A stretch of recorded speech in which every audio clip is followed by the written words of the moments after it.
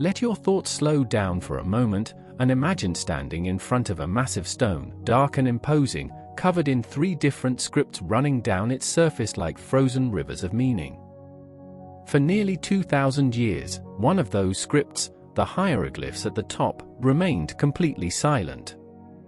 A mystery that spanned millennia. And then, in the early 1800s, one man devoted his entire life to breaking that silence. This is the story of the Rosetta Stone. But more than that, it's the story of Jean-François Champollion, a brilliant, obsessive scholar who refused to accept that the past could stay locked away forever. His journey to crack the code of Egyptian hieroglyphs was filled with setbacks, rivalries, political turmoil, and moments of pure genius. It's a tale that stretches across decades, from the deserts of Egypt to the libraries of Paris, from Napoleon's ambitious military campaigns to quiet nights spent poring over ancient manuscripts by candlelight. So settle in, let your mind drift back through the centuries, and we'll walk together through this remarkable story of discovery, determination, and one of the greatest intellectual achievements in human history. The stone itself sits now in the British Museum in London, where it has rested for over 2 centuries. Visitors crowd around it, craning their necks to see the inscriptions. But few realize the extraordinary journey it took to get there, or the even more extraordinary journey required to understand what those ancient symbols actually meant. The hieroglyphs seemed like pure decoration to most people, beautiful, mysterious, but ultimately meaningless. They were wrong. Every single symbol held meaning. The challenge was figuring out how.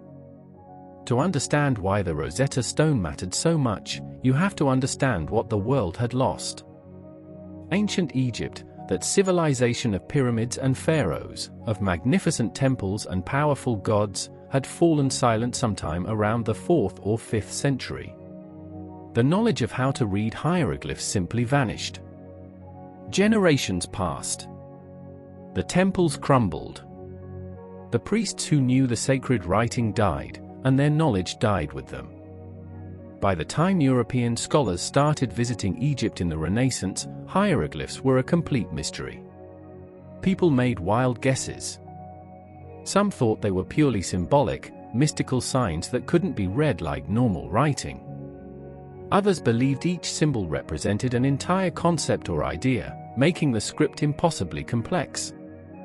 Almost no one suspected the truth, that hieroglyphs were actually a sophisticated writing system that mixed phonetic and symbolic elements, capable of expressing the full range of human thought and language. For centuries, Egypt's own history remained locked away in plain sight, carved on temple walls and tomb corridors, written on papyrus scrolls, everywhere and yet nowhere, visible but unreadable. Imagine knowing that knowledge exists, that stories and wisdom and historical records are right there in front of you, but you simply cannot access them. It's like standing outside a locked library, seeing the books through the windows but unable to open the door. That frustration drove many scholars to attempt decipherment. They all failed. The key simply didn't exist yet. European travelers who ventured to Egypt in the 17th and 18th centuries returned with drawings and descriptions of hieroglyphs, but no understanding. The symbols were beautiful, certainly. They covered the surfaces of surviving temples in carefully arranged columns and rows. Artists could copy them, but no one could read them. Wild theories proliferated. Some scholars suggested hieroglyphs were a form of primitive picture writing, where each image simply represented the thing it depicted. A bird meant bird, a person meant person. That made no sense when you looked carefully. How would you write abstract concepts?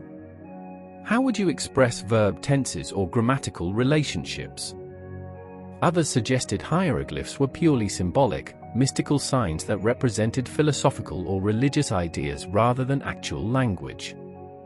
The Renaissance scholar Athanasius Kircher devoted years to studying hieroglyphs and produced elaborate interpretations filled with mystical mumbo-jumbo, reading profound spiritual meanings into every symbol. He was completely wrong, but his work was influential. It sent scholars down false paths for generations. A few thinkers suspected the truth, that hieroglyphs must be a real writing system, capable of expressing actual language. But without a key, without some way to connect the symbols to known sounds or words, they couldn't prove it. The problem seemed intractable. How do you crack a code when you don't even know what kind of code it is? And then, in 1799, French soldiers digging fortifications near a small town in Egypt called Rosetta made a discovery that would change everything. Let's go back to that moment, to the heat of summer in Egypt, to the Nile Delta region where ancient and modern worlds collided in strange and unexpected ways. Napoleon Bonaparte had invaded Egypt the previous year, in 1798. His motivations were complex, partly military strategy, wanting to threaten British trade routes to India, partly personal ambition, and partly a genuine fascination with ancient civilizations. Napoleon was a child of the Enlightenment in his own strange way. He believed in science, in knowledge, in the power of understanding the past. When he assembled his invasion force, he made the unusual decision to include a massive contingent of civilian experts. He brought more than just soldiers. He brought scholars, scientists, artists, engineers, a whole commission of experts whose job was to study and document everything they could about Egypt. Over 150 civilians joined the expedition. They called it the Commission des Sciences et des Arts, the Commission of Sciences and Arts. These weren't military men. They were mathematicians like Gaspard Monge and Jean-Baptiste Joseph Fourier, naturalists like Etienne Geoffroy Saint-Hilaire, engineers, mineralogists, chemists, botanists, artists skilled in technical drawing. They were intellectuals, drawn by the romance of exploring a mysterious land whose past glory still whispered from every ruined temple and weathered monument. Imagine being one of those scholars. You've spent your life in Paris libraries, reading classical texts, studying dusty specimens. And suddenly you're on a ship crossing the Mediterranean, heading toward a land you've only read about, where ancient wonders await. The anticipation must have been extraordinary. The expedition landed in Alexandria in July 1798. The scholars fanned out, overwhelmed by what they found. Egypt wasn't just ruins. It was a living museum where farmers plowed fields in the shadow of pyramids, where entire temples sat half-buried in sand, where hieroglyphs covered surfaces no European had properly examined in centuries. They established the Institut d'Egypte in Cairo, a research center where scholars could work and share findings. They began systematic surveys. They measured the pyramids with precision instruments, calculating dimensions, angles, volumes. They collected animal specimens, documented plants, studied the Nile's flooding patterns. And they copied hieroglyphs, drawing inscription after inscription, filling portfolios with accurate reproductions even though no one could read them yet. The military campaign itself, well, it didn't go as planned. Napoleon defeated the Mamluk forces that ruled Egypt, winning the Battle of the Pyramids in July 1798. But then disaster struck. Admiral Horatio Nelson found the French fleet anchored in Abuka Bay and destroyed it in the Battle of the Nile. French forces found themselves somewhat stranded, cut off from easy reinforcement or retreat. Napoleon eventually abandoned the army and returned to France in 1799 to seize political power. The soldiers and scholars he left behind had to make the best of a deteriorating situation. But the scholars kept working. They had a mission. They measured and sketched and collected. Their eventual multi-volume publication, the Description de l'Egypte, would run to 23 volumes containing hundreds of detailed plates. It would become one of the foundational texts of Egyptology, introducing Europe to Egypt's wonders with unprecedented detail and accuracy. But they needed something more than pretty pictures and careful measurements. They needed a breakthrough. They needed something that would unlock the actual words of ancient Egypt, not just preserve images of monuments.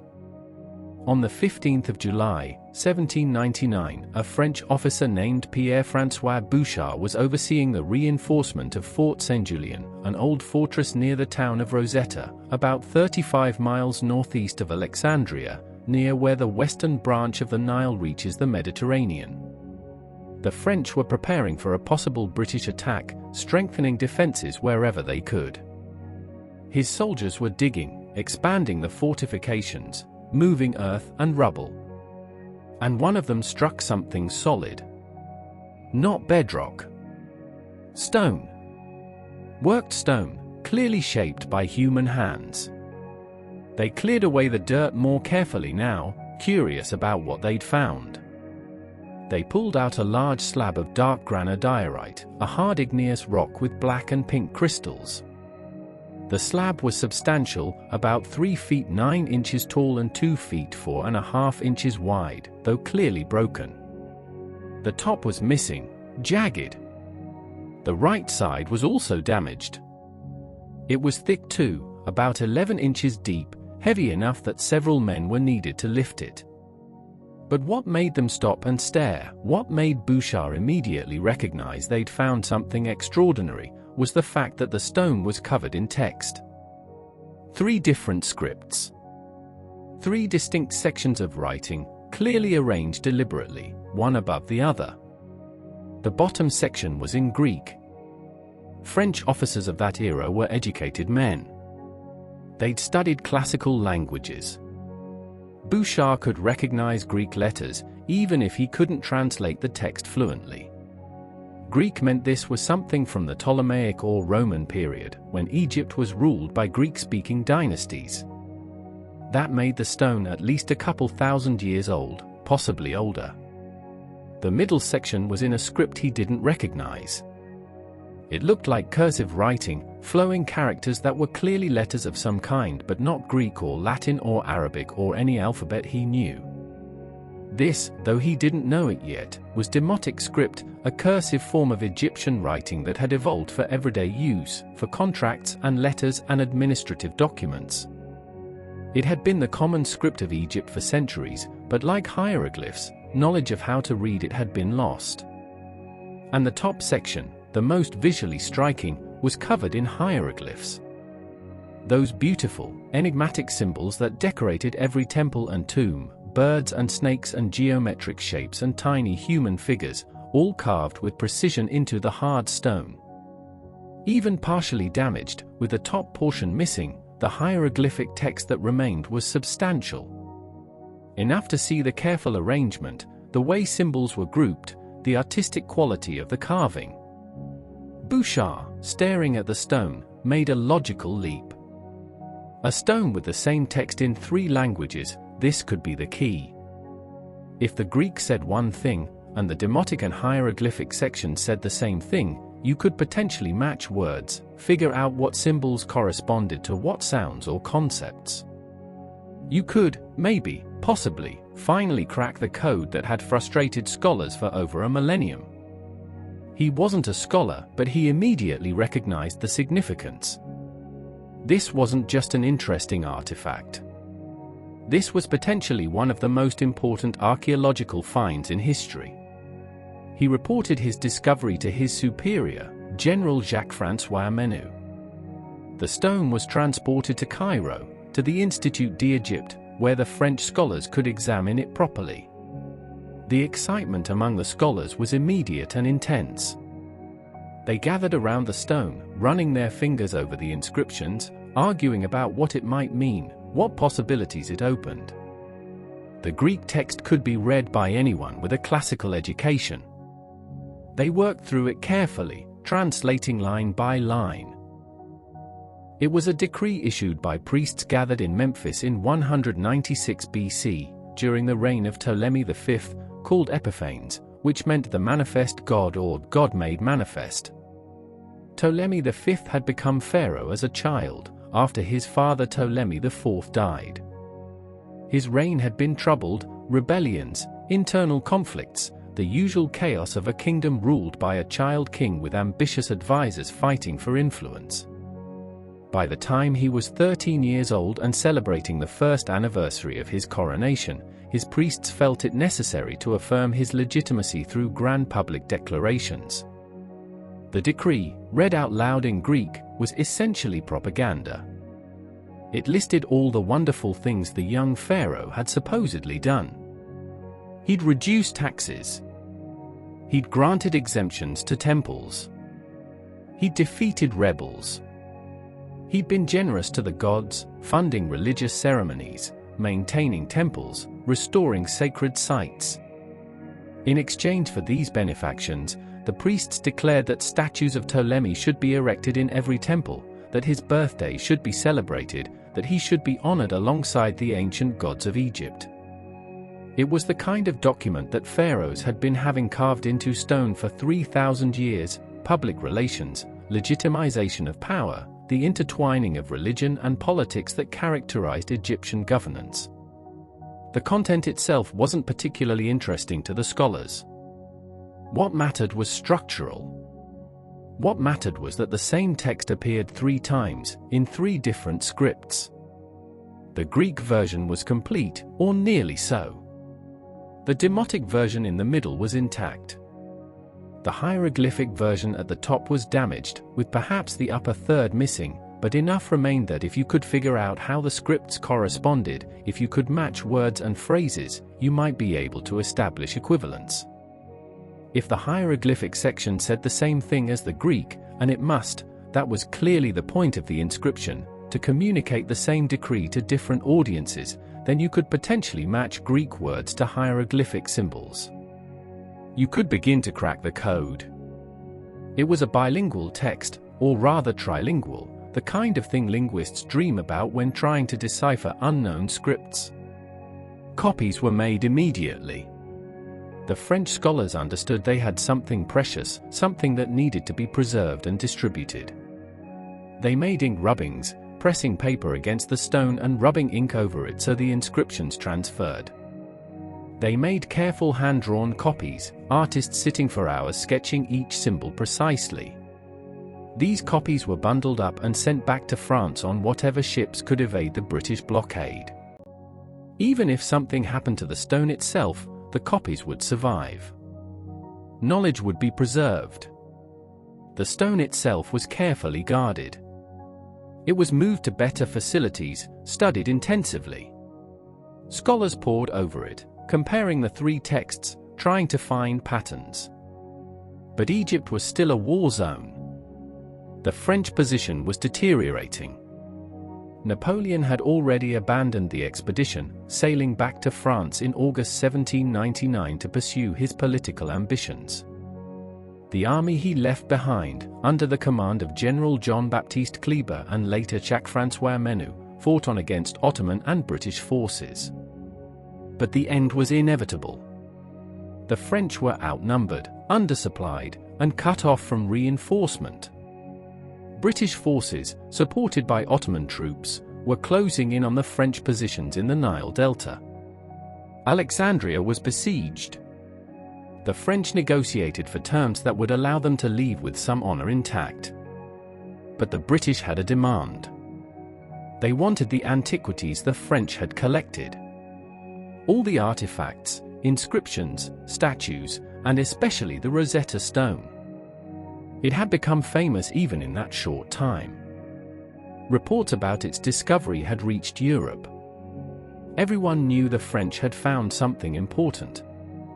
The British wanted it. In 1801, after months of fighting, the French were forced to accept surrender.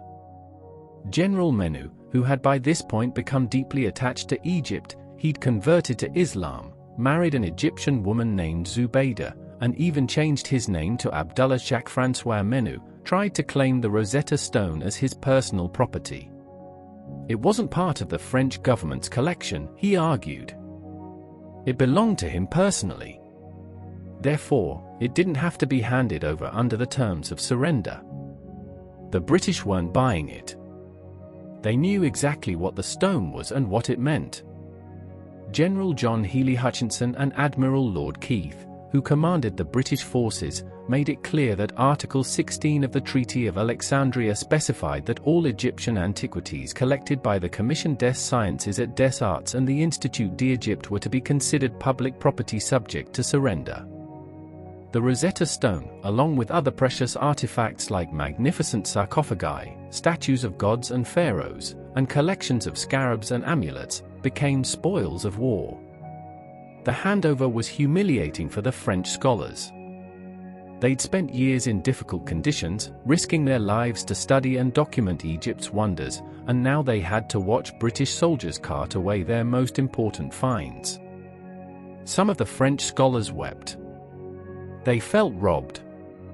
These antiquities represented their work, their sacrifice, their contribution to knowledge.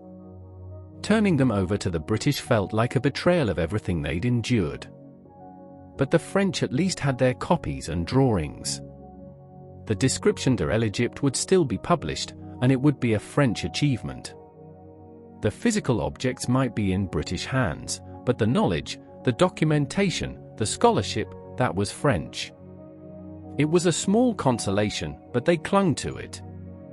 The stone was loaded onto HMS L'Egyptian, a captured French frigate now serving in the British Navy. Even the ship itself was a prize of war.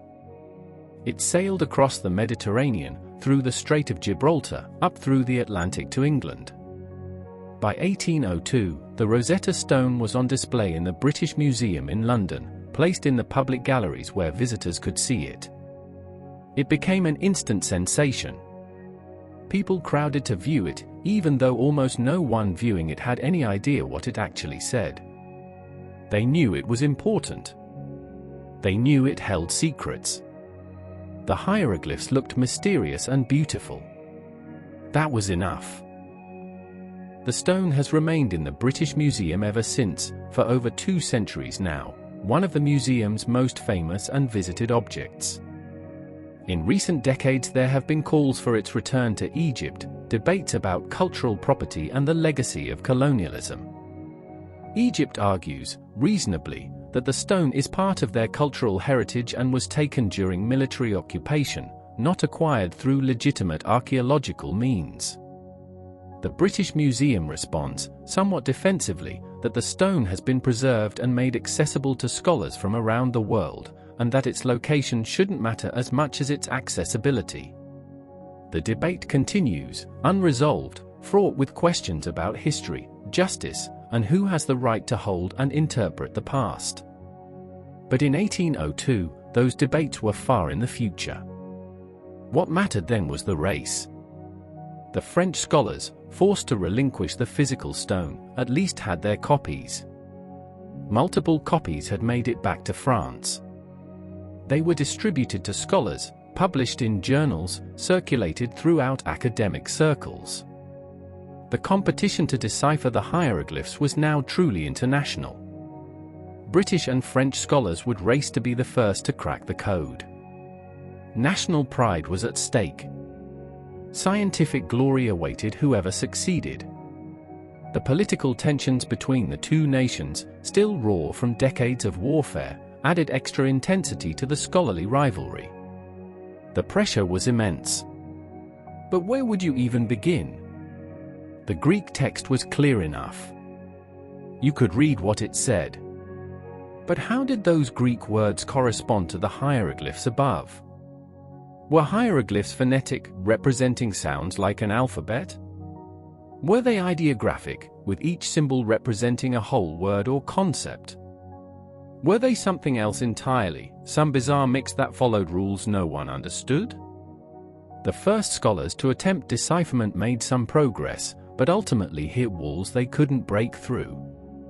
Sylvestre de Sacy, a distinguished French Orientalist, took the first serious crack at it.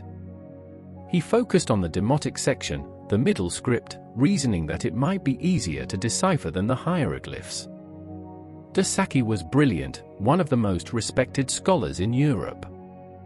He knew Arabic, Persian, Turkish, Hebrew, Aramaic, Syriac, and many other languages. His linguistic range was extraordinary. He had taught himself Coptic, the latest stage of the Egyptian language, still used in the Coptic Christian liturgy even though Arabic had replaced it as Egypt's everyday language. He was a professor at the École des Langues Orientales in Paris, training the next generation of Orientalists. If anyone could figure out the Demotic script, it should have been de Sacy. He received copies of the Rosetta Stone texts in 1802, as soon as they were available. He began his analysis methodically, comparing the Demotic to the Greek line by line. His approach was logical. He looked for repeated patterns in the Demotic that might correspond to repeated words or phrases in the Greek. He paid special attention to names, reasoning that proper names would have to be spelled phonetically because there wouldn't be an existing Egyptian word for a Greek name like Ptolemy. Those sections, at least, must use phonetic characters representing sounds rather than ideographic symbols representing concepts. After months of careful work, he identified some repeated groups of characters in the Demotic text. He compared their positions to the Greek and concluded that one particular group of signs must represent the name Ptolemy. It appeared in the Demotic text at exactly the spots where Ptolemy appeared in the Greek. That was real progress. He'd identified actual Demotic characters that spelled out a known name. But then he got stuck. He tried to use those same characters to decode other parts of the Demotic text, but it didn't work. The patterns didn't make sense. He found what seemed to be phonetic spellings of a few other Greek names. Alexander, Arsinoe, but he couldn't extend his method to Egyptian words. The Egyptian parts of the text remained impenetrable. There was something he was missing, some fundamental principle about how the Demotic script worked that eluded him. After a few years of work, making little additional progress, de Sacy admitted defeat. It was a rare experience for him. He was accustomed to mastering languages, to breaking through difficulties through sheer intellectual force. But the Demotic script resisted him. In 1804, he wrote to a Swedish diplomat and scholar named Johann David Åkerblad, who was living in Paris at the time. De Sacy explained his findings, passed on his notes, and suggested that perhaps a fresh perspective might succeed where he'd failed. Åkerblad, intrigued, took up the challenge. Johann David Åkerblad was a diplomat by profession, posted in Paris, but his real passion was languages. He knew Swedish, French, German, English, Italian, Latin, Greek, Hebrew, Arabic, Syriac, and Coptic. He'd studied inscriptions from Palmyra, worked on Phoenician texts, dabbled in Turkish and Persian. He was exactly the kind of polymath who might crack a linguistic puzzle. Working from de Sacy's notes and using copies of the Rosetta Stone, Åkerblad made additional progress. He confirmed de Sacy's identification of Ptolemy's name and added several more Greek names to the list of Demotic words he could recognize. He identified what he believed were Demotic signs for individual sounds. Essentially, he was building a Demotic alphabet, a list of characters and their phonetic values. By 1806, he'd managed to identify most of the proper names in the Demotic text and could recognize perhaps 30 or more Demotic characters. He believed he'd essentially cracked the Demotic script, at least for alphabetic phonetic spelling. But then, like de Sacy, he hit a wall. When he tried to apply his alphabetic system to the rest of the Demotic text, to actual Egyptian words rather than Greek names, it fell apart. The characters didn't work the way he thought they should. Words didn't make sense. He was clearly missing something crucial. What both de Sacy and Åkerblad were missing, though they didn't know it, was that Demotic wasn't purely phonetic. It wasn't a simple alphabet where each character consistently represented a single sound. Demotic, like hieroglyphs, was a mixed script. Some signs were phonetic, representing sounds. But other signs were ideographic or logographic, representing entire words or concepts directly. A single word might be written partly phonetically and partly logographically. You had to know which signs were which, and without that knowledge, you couldn't read consistently. Ackerblad, increasingly frustrated by his lack of progress, gradually turned his attention to other projects. He'd made contributions, certainly. His list of Demotic characters was valuable. But he hadn't cracked the script. He'd identified some pieces without understanding the underlying system. By 1810, he'd largely given up on decipherment, moving on to other diplomatic and scholarly work. The Demotic script remained only partially understood, a puzzle with some pieces identified but the overall picture still obscure. Both de Sacy and Ackerblad had focused almost exclusively on the Demotic text. They'd largely ignored the hieroglyphs. That made strategic sense from their perspective. The Demotic section of the Rosetta Stone was more complete, less damaged than the hieroglyphic section. And Demotic was a cursive script, with flowing connected characters that looked more like an alphabet, more like the kinds of writing systems they were familiar with. The hieroglyphs, in contrast, looked impossibly complex, a bewildering jungle of birds and snakes and eyes and geometric shapes and human figures, all precisely carved, all arranged in elegant columns and rows. Beautiful, certainly, but how would you even begin to read them? Where would you start? That's where the problem stood as the first decade of the 1800s drew to a close. The Rosetta Stone had been discovered. Copies had been distributed throughout the scholarly world. The Greek text had been translated. And the Demotic text, well, some names could be read, some characters identified, but the system as a whole remained locked. The hieroglyphs were still completely mysterious. No one had made any significant progress on them at all. Until Thomas Young entered the picture. Enter Thomas Young, and this is where the story gets more competitive, more contentious, and frankly more interesting. Thomas Young was an English polymath, one of those intimidating Renaissance figures who seemed brilliant at everything. Born in 1773 into a Quaker family in Somerset, Young showed signs of genius from early childhood. He could read fluently by age 2. By 6, he'd read the Bible twice through. By 14, he'd taught himself Latin, Greek, French, Italian, Hebrew, Chaldean, Syriac, Samaritan, Arabic, Persian, Turkish, and Ethiopic. His linguistic abilities were extraordinary, but they were just one facet of a mind that ranged across all fields of knowledge. He studied medicine, becoming a physician, though he rarely practiced. He made major contributions to physics, particularly his work on the wave theory of light. His double-slit experiment, demonstrating light's wave-like properties, is still taught in physics classrooms today. He worked on the physiology of vision, figuring out how the human eye focuses and how color perception works.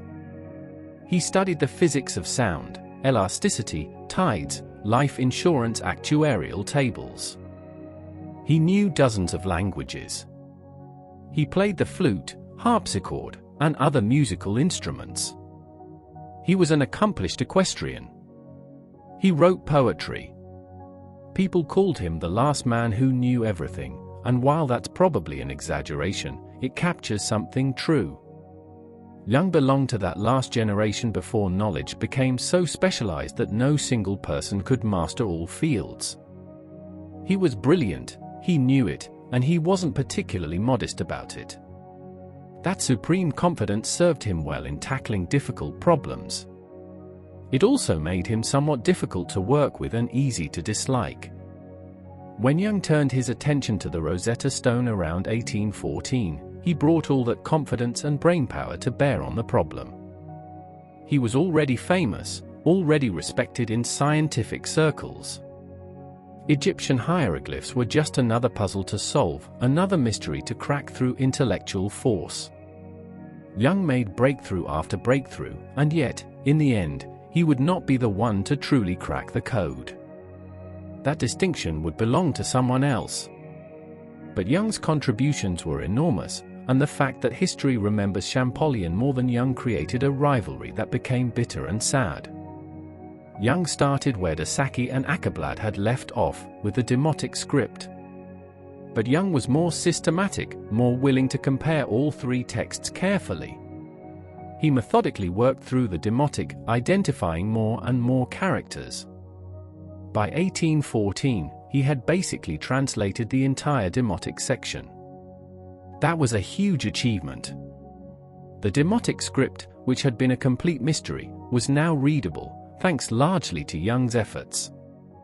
But Young didn't stop there. He turned his attention to the hieroglyphs, and he made a crucial observation. In the Greek text, royal names were often written. Ptolemy, the pharaoh's name, appeared multiple times. And in the hieroglyphic text, Young noticed something.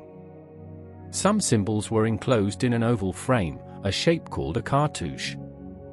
Other scholars had noticed cartouches before, carved on temple walls, always in prominent positions. Some had speculated that cartouches might contain royal names. Young confirmed it. He matched the cartouche positions in the hieroglyphic text to where Ptolemy's name appeared in the Greek. The cartouche had to contain the pharaoh's name. Now Young did something clever. If the cartouche spelled Ptolemy, and if it was spelled phonetically, then he could try to assign sound values to the individual hieroglyphs inside the cartouche. He knew the name had 8 letters in Greek, Ptolemios. He counted the symbols in the cartouche. There weren't 8 distinct symbols, exactly, but that might mean some symbols represented multiple sounds, or some sounds were omitted. Young started making educated guesses. He correctly identified several phonetic values. The symbol that looked like a square represented the sound P. A half-circle shape represented T. A reed represented I. He was reading hieroglyphs. Actual phonetic reading. It was remarkable. But Young made a critical mistake, and it was a mistake born from a reasonable assumption. He believed that phonetic hieroglyphs were only used for foreign names, for Greek or Roman names that Egyptians had to spell out because there was no native Egyptian word for them. He thought that proper Egyptian words, native terms, would be written ideographically, with each symbol representing a concept rather than a sound. In other words, he thought the hieroglyphic script was divided into 2 systems, phonetic spelling for foreign words, and ideographic symbols for everything else. That assumption crippled his further progress. It was wrong. The truth was more subtle and more beautiful. Egyptian hieroglyphs mixed phonetic and ideographic elements all the time, even in the same word. A word might be spelled phonetically but then have a determinative, the silent symbol, added at the end to clarify meaning. Or a word might have its most important part spelled phonetically, with additional logograms mixed in. It was flexible, sophisticated, and complex. But Young's assumption blinded him to that flexibility. Still, Young published his findings in 1819 in the Encyclopaedia Britannica. His article detailed his Demotic translation and his partial hieroglyphic readings. He'd cracked part of the code. He knew it. He'd beaten the French scholars, at least in terms of publication. National pride was satisfied, to some extent. Young, already famous for his work in physics, added Egyptology to his list of accomplishments. But there was a problem. In France, there was a young scholar who had been obsessively preparing for this moment his entire life. A man who had taught himself more languages than Young, who had immersed himself so deeply in Coptic that he thought in it, who had devoted every waking moment to ancient Egypt. A man who would soon achieve the breakthrough that Young couldn't. His name was Jean-François Champollion. Champollion's story begins long before the Rosetta Stone, long before anyone knew decipherment was even possible. It begins with a child born into modest circumstances in revolutionary France, a child who showed signs of genius so early and so undeniably that his family bent their lives around nurturing it. Jean-François Champollion was born on the 23rd of December, 1790, in the small town of Figeac in southwestern France, in the Lot department. These were the darkest days of the French Revolution. The terror was subsiding, but France was still convulsed by political violence, economic chaos, food shortages. His father, Jacques Champollion, was a bookseller, but business was terrible. Books weren't a priority when people were struggling to find bread. The family was poor, living in a cramped house, barely scraping by. Jean-François was the last of 7 children, though 5 had died in childhood, a common tragedy in that era.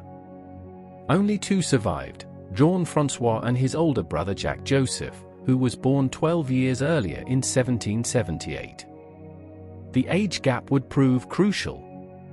Jacques-Joseph was old enough to essentially take on a parental role, and young Jean-François clearly needed someone to recognize and nurture his abilities. From the beginning, Jean-François was unusual.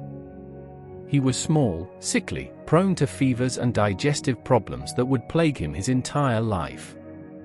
But his mind was extraordinary. He seemed to absorb knowledge instantly, with perfect recall. He noticed patterns, made connections, asked questions that unsettled adults.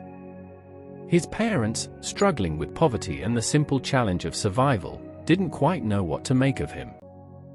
But his older brother Jacques-Joseph, who had managed to get an education and had moved to the city of Grenoble where he worked as a librarian and scholar, recognized something special in the boy.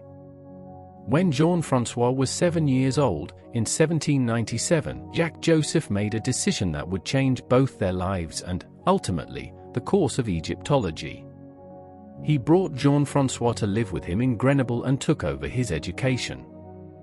He became more than a brother, he became a guardian, mentor, patron, protector, and champion. Without Jacques-Joseph unwavering support, Champollion would never have developed his gifts. And what gifts they were! Jean-François learned to read almost instantly, as if written language was simply obvious to him. By age 9, he was reading Latin like it was his native tongue. By 11, he'd added Greek and Hebrew. He taught himself from books, devouring everything in his brother's library and then seeking out more. He wasn't interested in playing with other children. He didn't make friends easily. He was intense, obsessive, focused entirely on learning. Other children found him strange. Adults found him unsettling. But his brother encouraged him, fed his hunger for knowledge, protected him from those who didn't understand. When he was 11 years old, in 1801, he met a mathematician named Joseph Fourier. Fourier had been part of Napoleon's Egyptian expedition, one of the scholars who'd accompanied the military campaign. He'd returned to France and had been appointed prefect of the Isère department, which included Grenoble. He was an important man, a respected scientist, but also someone genuinely interested in education and encouraging young talent. Someone mentioned to Fourier that there was a remarkable child in Grenoble, a boy who taught himself multiple ancient languages by age 11. Fourier was curious. He invited Jean-François to visit. The boy arrived at Fourier's residence, nervous but excited. Fourier had a study filled with fascinating objects, mathematical instruments, books, and Egyptian artifacts he'd brought back from the expedition. Papyri covered in hieroglyphs. Amulets in the shapes of Egyptian gods. Sketches of temples and pyramids.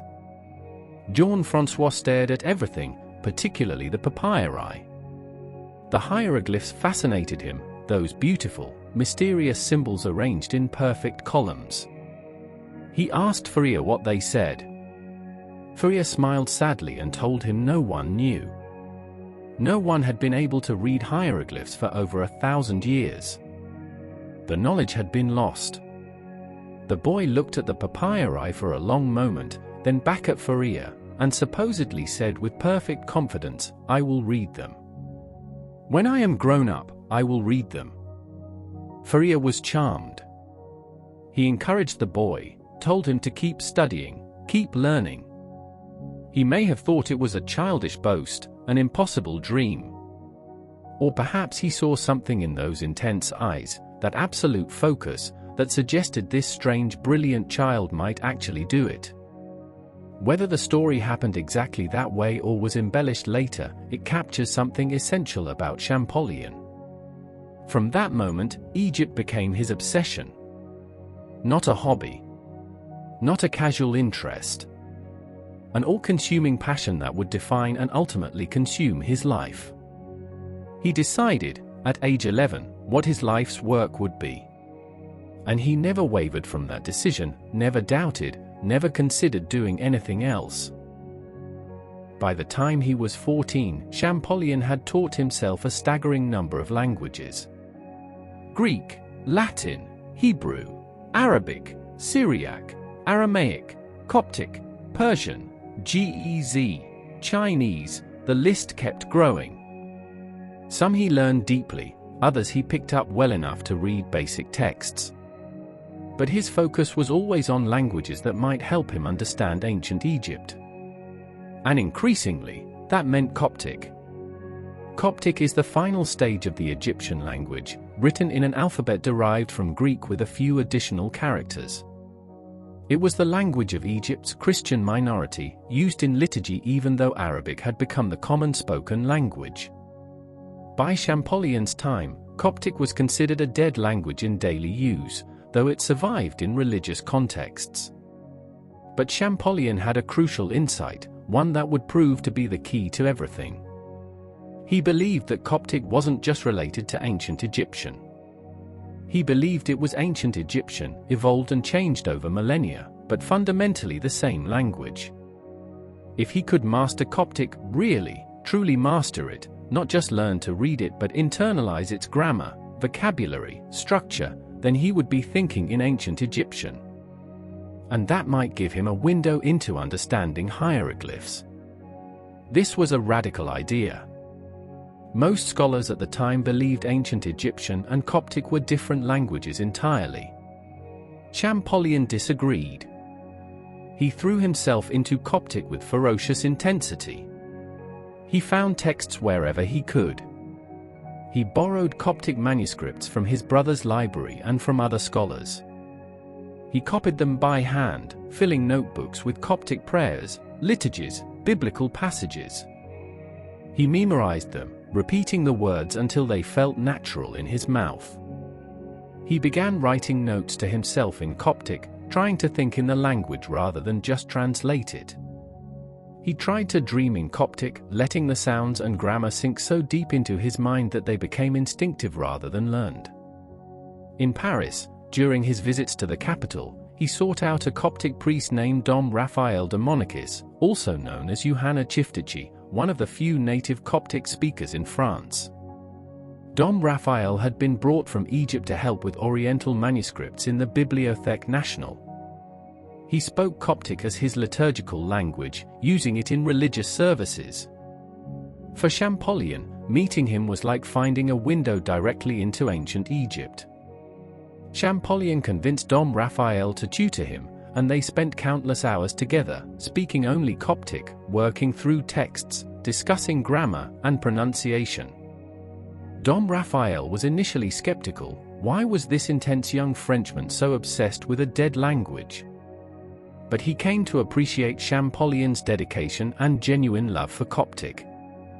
They developed a friendship based on mutual respect and shared linguistic passion.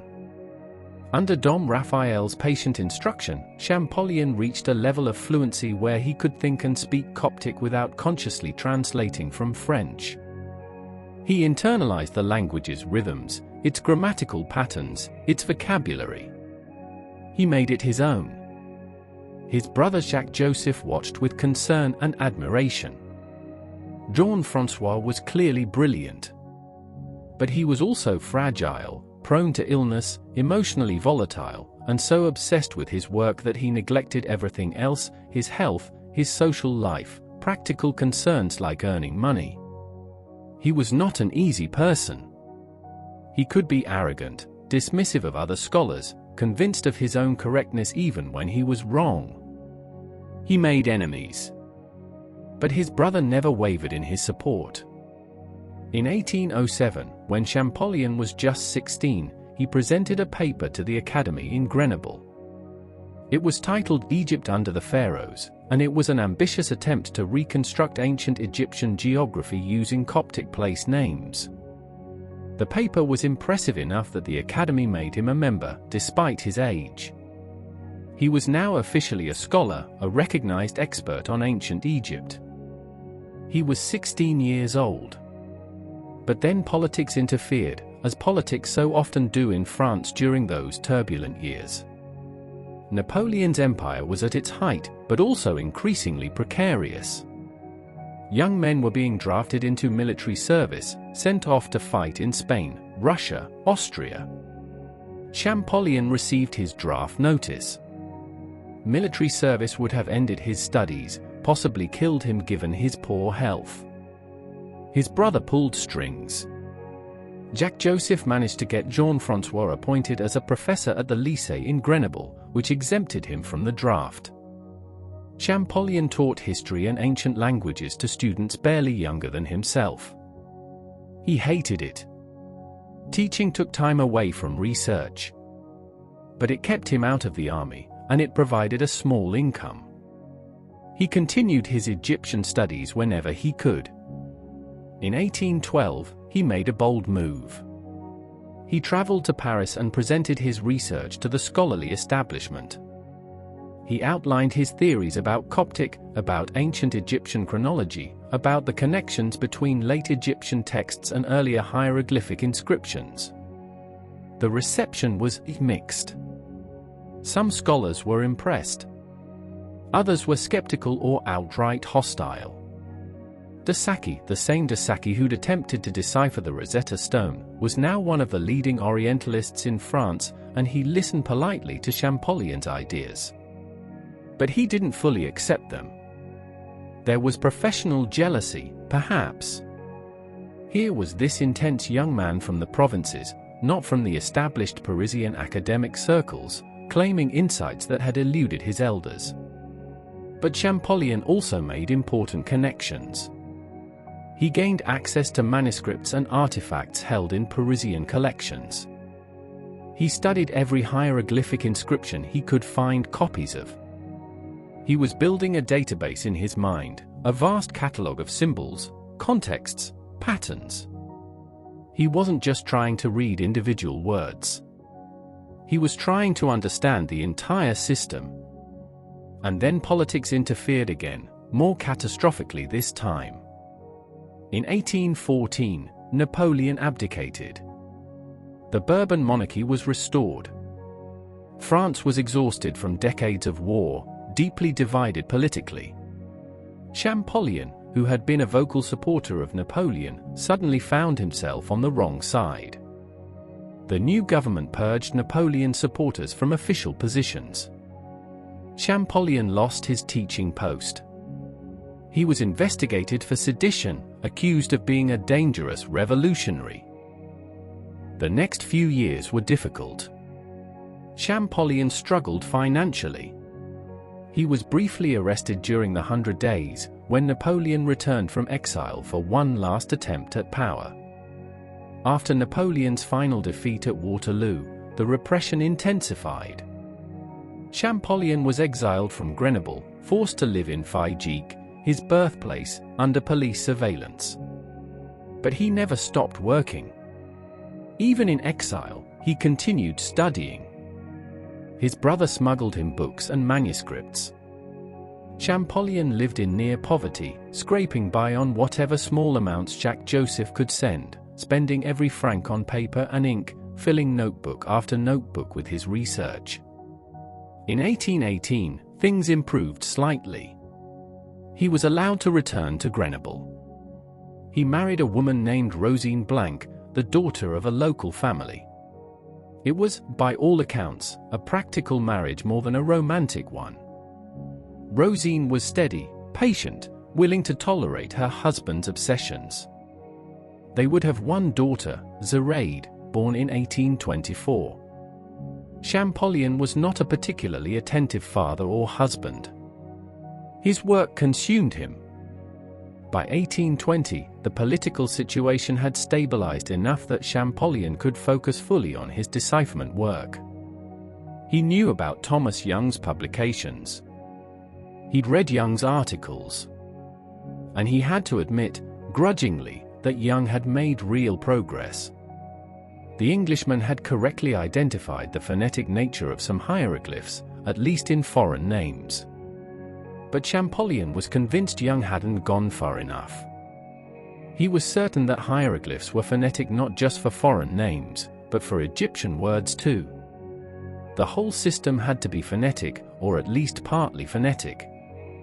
His deep knowledge of Coptic told him this must be true. Coptic words, when you analyzed them, seemed to echo the sounds of words he saw in hieroglyphic contexts. It was intuitive, not yet proven, but he felt it in his bones. He needed more examples. More cartouches with names he could analyze. Copies of the Rosetta Stone gave him Ptolemy. But one name wasn't enough to build a full phonetic alphabet. He needed more data. In 1821, a colleague sent him a drawing of an obelisk that had been found on the island of Philae in southern Egypt. The obelisk had both hieroglyphic and Greek inscriptions. And crucially, the Greek text mentioned both Ptolemy and Cleopatra. If the hieroglyphic text contained both names, and if he could identify which cartouche was which, he could compare them. Champollion studied the cartouches. One was longer than the other. The longer one must be Cleopatra, more letters in Greek. He carefully compared the symbols. Some hieroglyphs appeared in both names. The P symbol, the T symbol, the L symbol, they matched what Thomas Young had identified. But there were new symbols too, sounds that only appeared in Cleopatra. Champollion assigned tentative sound values to each. It worked. He could sound out both names phonetically. He was reading hieroglyphs. But these were still Greek names, foreign names. He needed to prove the system worked for Egyptian names, for native words. He kept searching through all the hieroglyphic texts he had copies of. He needed a cartouche containing an Egyptian name, one where he could guess the phonetic spelling and then test whether his assigned sound values worked.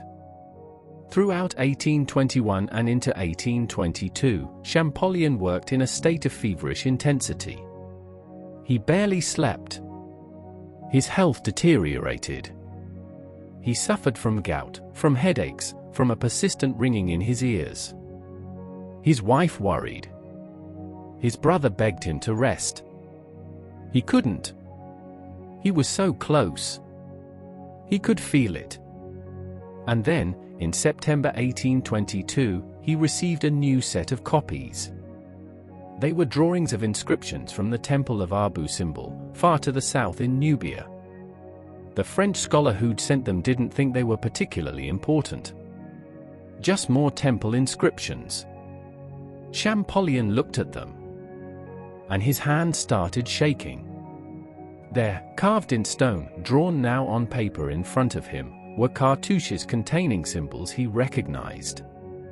He started working through them, applying his phonetic values. The first cartouche contained a sun disk, followed by two other symbols. The sun disk, he knew from Coptic that the word for sun was Ra. So the sound was Ra.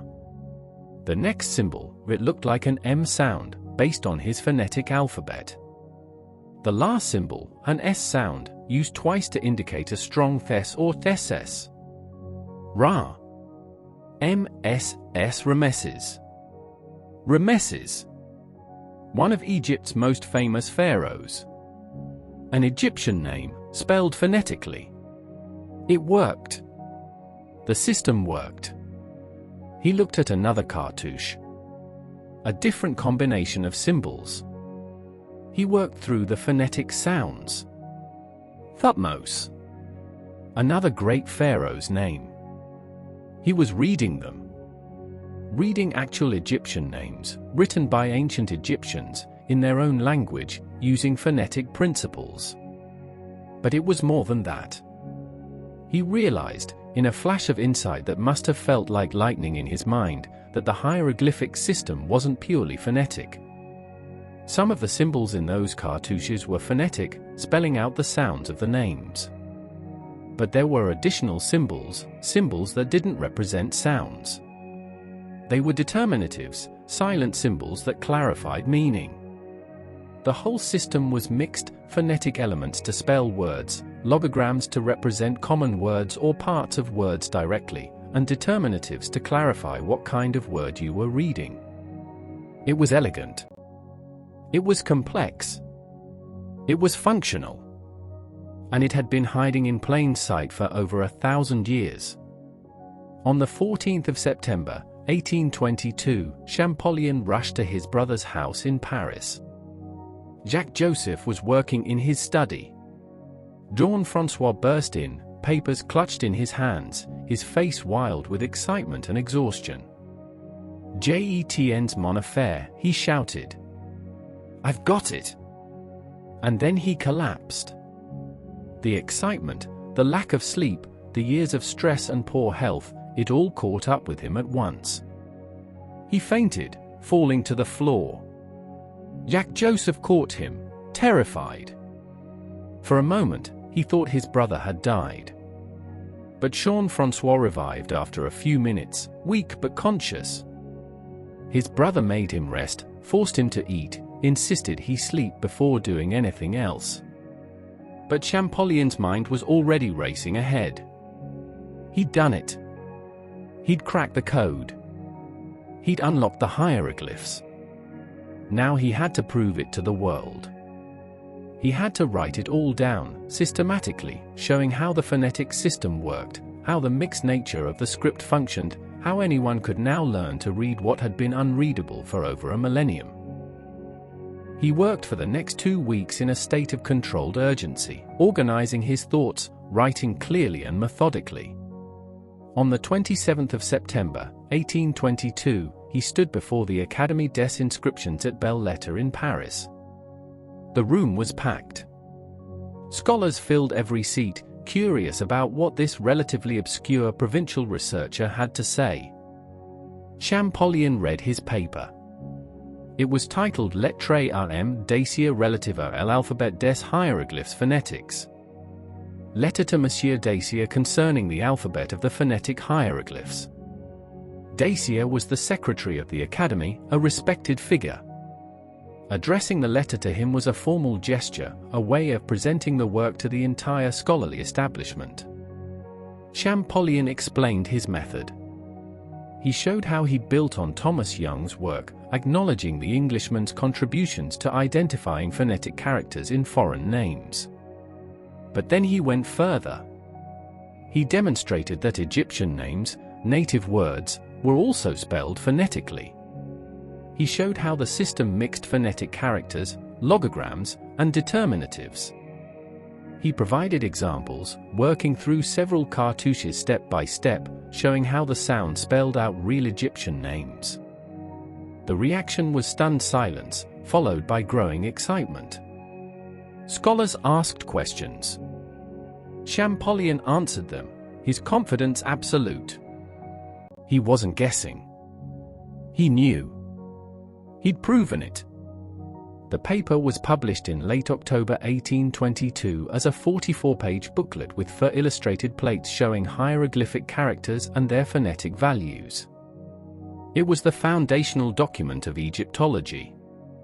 With that publication, the science of reading ancient Egyptian hieroglyphs was born. But Champollion wasn't done. A single paper, even a brilliant one, wasn't enough.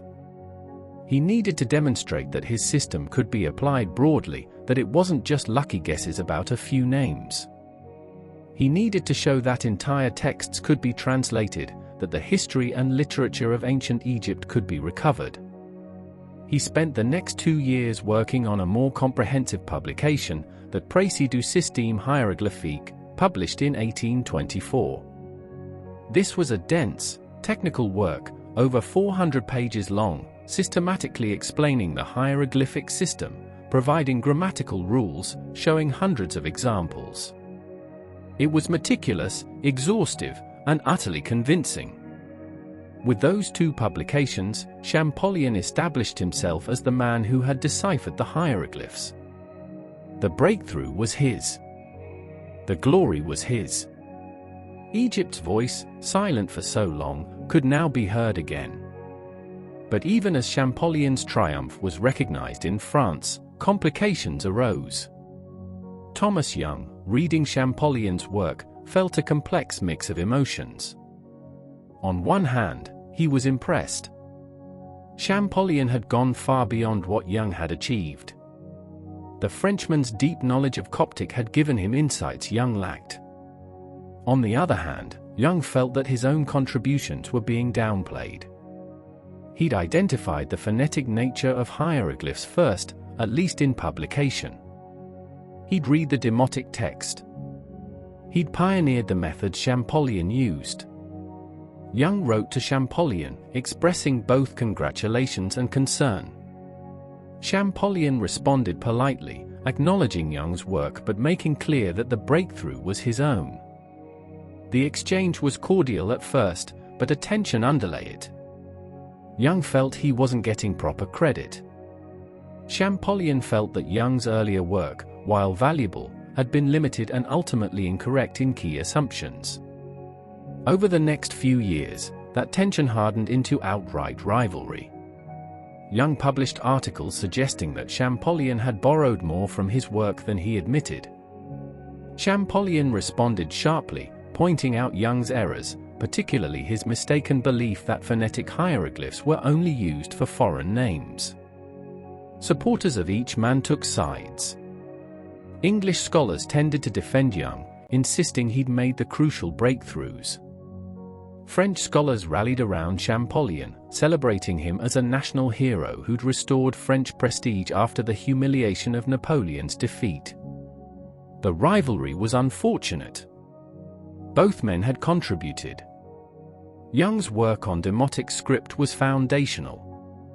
His identification of phonetic elements in cartouches was crucial.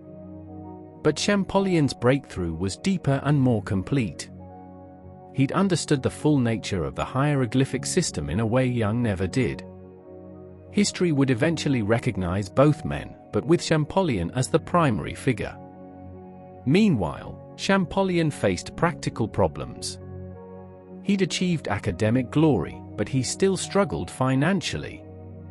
He had no steady position, no reliable income. He lived off small stipends and the support of his brother. He wanted, desperately, to visit Egypt itself. To see the monuments and temples in person. To read the inscriptions on the walls with his own eyes, not from copies and drawings. But he lacked the funds to travel. He lobbied for support.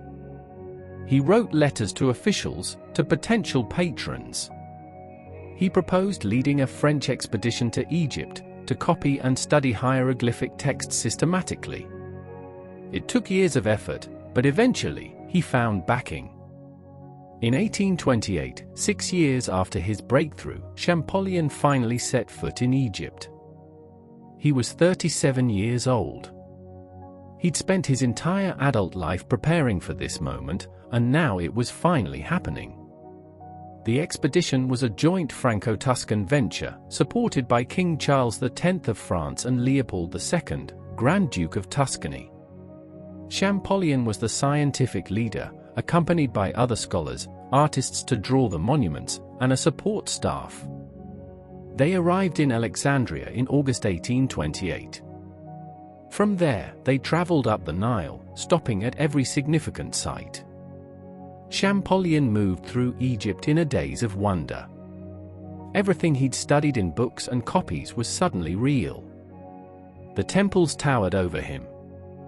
The inscriptions covered every surface, hieroglyphs running in columns and rows, telling stories, recording history, honoring gods. And he could read them. That was the miracle. He walked into the temples and read the walls like books. He identified kings, read their titles, understood their claims. He corrected errors in earlier copies. He discovered new texts. He felt, he later wrote, like he was speaking directly with the ancient Egyptians, hearing their voices across 3,000 years. The expedition traveled south to Thebes, where the great temples of Karnak and Luxor stood. They visited the Valley of the Kings, walking among the tombs of pharaohs. They went even further south, to Abu Simbel, where the massive statues of Ramesses II guarded the temple entrance. Champollion stood before those statues, reading the cartouches carved into the stone. Ramesses, the name he'd first deciphered from a drawing, now here in front of him, monumental and real. They copied inscriptions frantically. The artists drew everything they could. Champollion took detailed notes, filling journals with observations, translations, insights. It was exhausting work in brutal heat, but he was happier than he'd ever been. But the trip took a terrible toll on his health. Egypt in summer was unforgiving. Champollion suffered from dysentery, from the heat, from exhaustion. He pushed himself too hard, refusing to rest even when his companions begged him to slow down. There was so much to see, so much to record. He couldn't waste time being sick. The expedition returned to France in March 1830. Champollion had been away for over a year. He came back transformed. He'd seen the reality behind his scholarship. He'd walked in the world of the pharaohs. And he'd validated his decipherment beyond any possible doubt. Every inscription he'd read proved that his system worked. But he also came back dying. The trip had broken his health completely. He was exhausted, constantly ill, aging rapidly. He tried to continue working, organizing his notes, preparing publications. In 1831, he was finally given an official position, appointed as the first professor of Egyptology at the Collège de France. It was the recognition he deserved for years. But by then, he barely had the strength to teach. He lectured when he could, his voice hoarse, his hands shaking. He worked on his comprehensive Egyptian grammar and dictionary, the works that would systematize everything he'd learned and make hieroglyphic reading accessible to others. But he was racing against time, and time was winning. On the 4th of March, 1832, Jean-François Champollion died. He was 41 years old. His daughter was just 8. His wife, Rosine, mourned quietly. His brother, Jacques-Joseph, was devastated. The man who devoted his entire life to supporting his younger brother's genius now had to carry on without him. Jacques-Joseph took on the task of completing and publishing Jean-François' unfinished works. The Egyptian grammar appeared in 1836. The Great Egyptian Dictionary was published in 4 volumes from 1841 to 1844. Both were monumental achievements, fruits of Champollion's lifetime of study. They established the foundation of Egyptology as a scientific discipline. Champollion's death at 41 feels like a tragedy, a genius cut down too early. But in another sense, he accomplished exactly what he set out to do. He'd set himself an impossible task as a child, to read the unreadable, to unlock a lost language, to give voice to a silent civilization. And he'd done it. The rest was just detail. His breakthrough opened everything that followed. Within a generation, scholars could read temple walls, tomb inscriptions, papyrus texts. The history of ancient Egypt, previously known only from Greek and Roman writers like Herodotus, was revealed in the Egyptians' own words. Kings spoke again. Priests explained rituals. Scribes recorded daily life. An entire world, locked away for over a millennium, became accessible once more. The Rosetta Stone, which started it all, remains in the British Museum. There have been calls for its return to Egypt, debates about cultural property and the legacy of colonialism. Those debates matter. But regardless of where the physical stone resides, what Champollion unlocked with it belongs to everyone. the ability to read hieroglyphs isn't owned by any nation. It's a gift to all humanity, a recovery of lost voices, a bridge across time connecting the ancient and modern worlds. Standing before the Rosetta Stone today, you can read it. The hieroglyphs at the top aren't mysterious or meaningless. They're a decree about a pharaoh, written by priests, carved in stone so it would last. And it has lasted. More than that, it spoke again, thanks to one man's obsessive dedication, brilliant insight, and refusal to accept that the past had to remain silent. The decipherment wasn't just a scholarly achievement. It was an act of resurrection. Champollion didn't just read hieroglyphs. He brought an entire civilization back to life, gave it voice, let it tell its own story. That's the real miracle. That's what makes his story worth remembering, worth telling, worth letting your mind drift back to contemplate as the world quiets around you.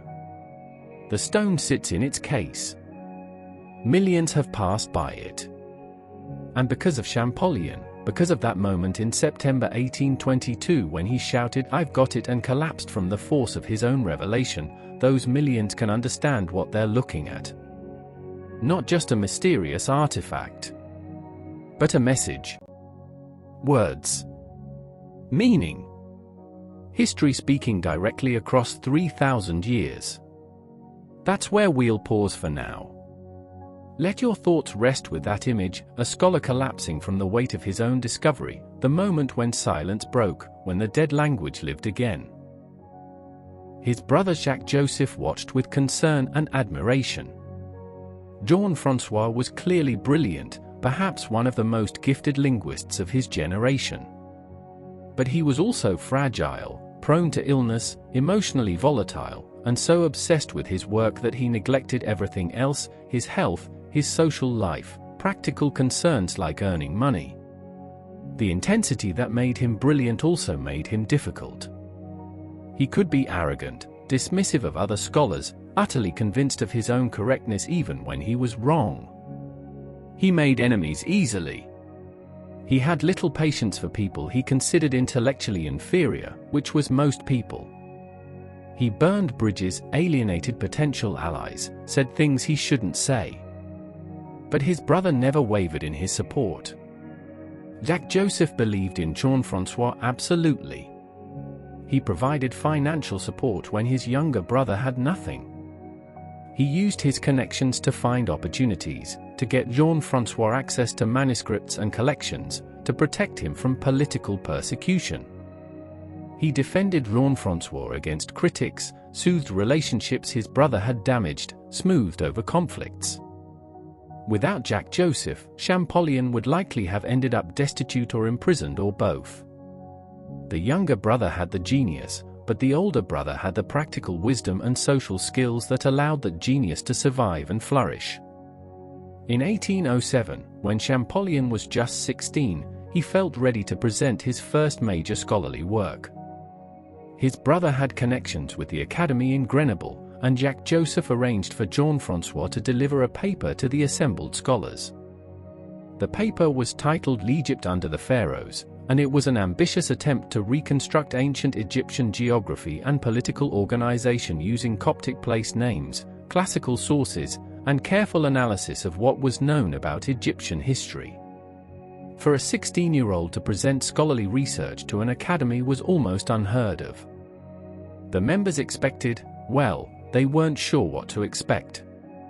Perhaps a prodigy showing off, demonstrating linguistic cleverness without real substance. What they got was something far more impressive. Champollion spoke for over an hour, presenting systematic arguments, displaying knowledge of sources they'd never heard of, demonstrating a command of ancient languages that rivaled scholars 3 times his age.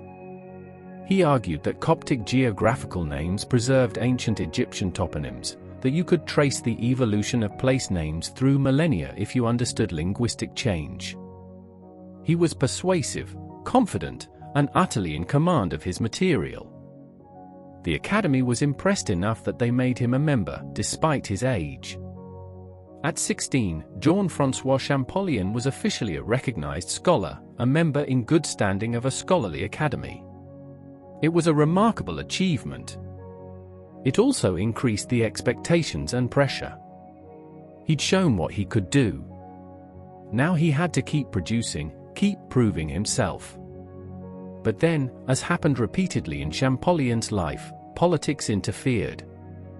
Napoleon's empire was at its height in the late 1800s, but it was also increasingly precarious, overextended, challenged on multiple fronts. France was constantly at war, in Spain, in Germany, in Austria, in Russia. The human cost was staggering. Young men were being drafted in massive numbers, sent off to fight in brutal campaigns where many would never return. The military needed bodies, and they weren't particular about exemptions for scholars. Champollion received his draft notice around 1809. Military service would have ended his studies completely. Worse, it likely would have killed him. He'd always been sickly, prone to fevers and digestive problems. The rigors of military life, the forced marches, the inadequate food, the exposure to disease in military camps, he wouldn't have survived. His brother knew it. They both knew it. Jacques-Joseph pulled every string he had. He lobbied officials, called in favors, made arguments. Finally, he managed to get Jean-François appointed as a professor at the Lycée in Grenoble, teaching history and ancient languages to students barely younger than himself. Teaching positions carried military exemptions. It was a bureaucratic loophole that saved his life. Champollion hated teaching. He wasn't good at it. He had no patience for students who couldn't keep up, no tolerance for questions he considered stupid. He lectured in a rapid monotone, assuming his students had background knowledge they didn't possess. Most of them were baffled. Teaching took precious hours away from his real work, his Egyptian studies. But it kept him out of the army, and it provided a small income. He endured it, grudgingly. In 1812, he made a bold move. He traveled to Paris, the center of French intellectual life, and presented his research to the scholarly establishment. He'd been working on theories about Coptic, about ancient Egyptian chronology, about the connections between late Egyptian texts and earlier hieroglyphic inscriptions. He wanted validation from the most important scholars in France, recognition that his work mattered. The reception was mixed. Some scholars were genuinely impressed. Here was a young man, not yet 22 years old, displaying knowledge and insights that suggested he might actually make a breakthrough in Egyptian studies. But others were skeptical or outright hostile. Professional jealousy played a role. Who was this intense provincial nobody, claiming to understand things that had eluded Parisian scholars for decades? He hadn't attended the right schools, didn't come from the established academic circles, lacked proper patrons and connections. And he was arrogant, making that arrogance worse by actually being right about many things. Sylvestre de Sacchi, the same de Sacchi who'd attempted to decipher the Rosetta Stone, was now one of the leading Orientalists in France, a powerful figure in academic circles. He listened politely to Champollion's presentations. He asked probing questions. But he didn't fully embrace Champollion's theories, didn't throw his support behind this brash young scholar. There was likely professional jealousy at work. De Sacchi had failed to crack the Demotic script. Now here was someone suggesting he might succeed where de Sacchi had failed. That stung. But Champollion also made important connections during his Paris visit. He gained access to manuscripts and artifacts held in Parisian collections, materials he couldn't see in Grenoble. He studied every hieroglyphic inscription he could find, copies of every papyrus fragment, every scarab, every artifact with writing. He was building a database in his mind, a vast catalogue of symbols, contexts, patterns, usage. He wasn't just trying to read individual words. He was trying to understand the entire system, to grasp the underlying logic of how hieroglyphs functioned as a writing system. And then politics interfered again, more catastrophically this time. In April 1814, Napoleon abdicated after his disastrous Russian campaign and the subsequent defeats in Germany and France. The Bourbon monarchy was restored under Louis XVIII. France was exhausted from decades of almost continuous warfare, deeply divided politically, occupied by foreign armies. The new government began purging Napoleon supporters from official positions, investigating anyone suspected of Republican sympathies or Bonapartist loyalties. Champollion, who had been a vocal supporter of Napoleon throughout his reign, suddenly found himself on the wrong side politically. His teaching post at the Lycée disappeared. He was investigated for sedition, accused of being a dangerous revolutionary who might conspire against the restored monarchy. His correspondence was read. His associates were questioned. He was essentially unemployable, blacklisted from academic positions. The next few years were probably the most difficult of his life. Champollion struggled financially, living off whatever small amounts his brother could send him, which wasn't much because Jack Joseph was also under political suspicion. He was briefly arrested during the 100 Days in 1815, when Napoleon escaped from Elba and returned to France for one last desperate attempt at power. After Napoleon's final defeat at Waterloo, the Bourbon Restoration government took revenge on anyone who'd shown even the slightest sympathy for the returned emperor. Champollion was exiled from Grenoble, forced to live in Figeac, his birthplace, under police surveillance. He lived in near poverty in his parents' old house. He had no steady income. His health deteriorated from stress and inadequate food. But even in exile, even under police surveillance, even while scraping by on virtually nothing, he never stopped working. His brother smuggled him books and manuscripts, hiding them in innocent-looking packages. Champollion spent his days in his cramped room, filling notebook after notebook with his research, working through Coptic texts, analyzing hieroglyphic inscriptions from copies, building his theories. It must have been a desperate time.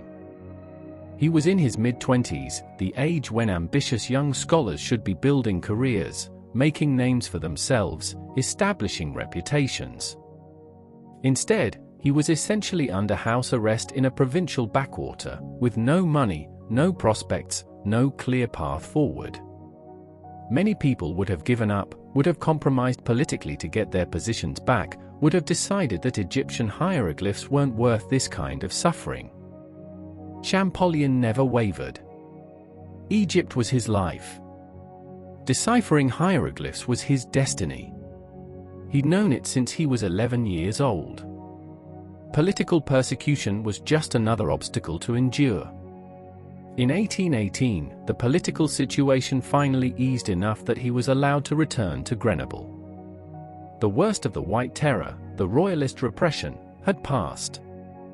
Champollion was still politically suspect, still unable to get an official position, but at least he could live where he wanted without constant police supervision. He married that year, wedding a woman named Rosine Blanc, daughter of a local Grenoble family. It was, by all accounts, a practical marriage more than a romantic one. Rosine was steady, patient, willing to tolerate her husband's obsessions and volatile moods. She came from a respectable family with some financial resources, which helped. Champollion was not an easy man to be married to. He spent almost all his time working, often through the night. He neglected domestic life, forgot to eat, ignored social obligations. His mood swung between manic excitement when he made progress and deep depression when he hit obstacles. But Rosine stayed, providing a stable home environment that allowed him to keep working. They would have one daughter, Zoraide, born in 1824.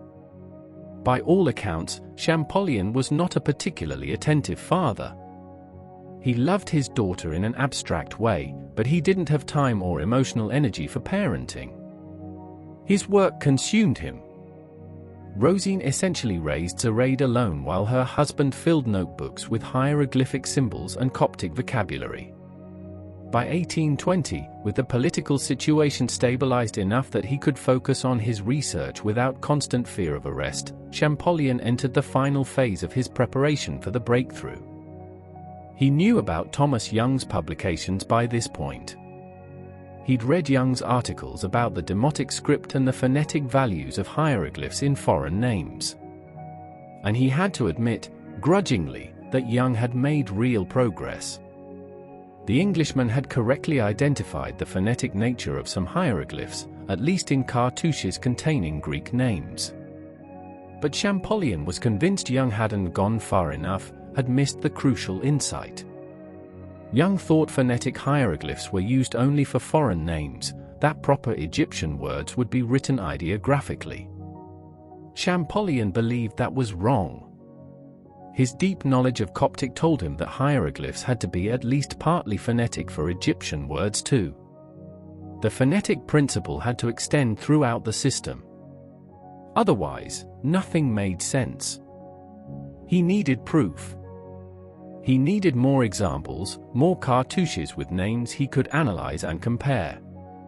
The Rosetta Stone gave him Ptolemy. But one name wasn't enough to build a full phonetic alphabet. He needed more data points, more royal names spelled out in hieroglyphs that he could match to known Greek or Egyptian names. In 1821, salvation arrived in the form of a drawing. A colleague sent him a careful copy of an obelisk that had been found on the island of Philae in southern Egypt.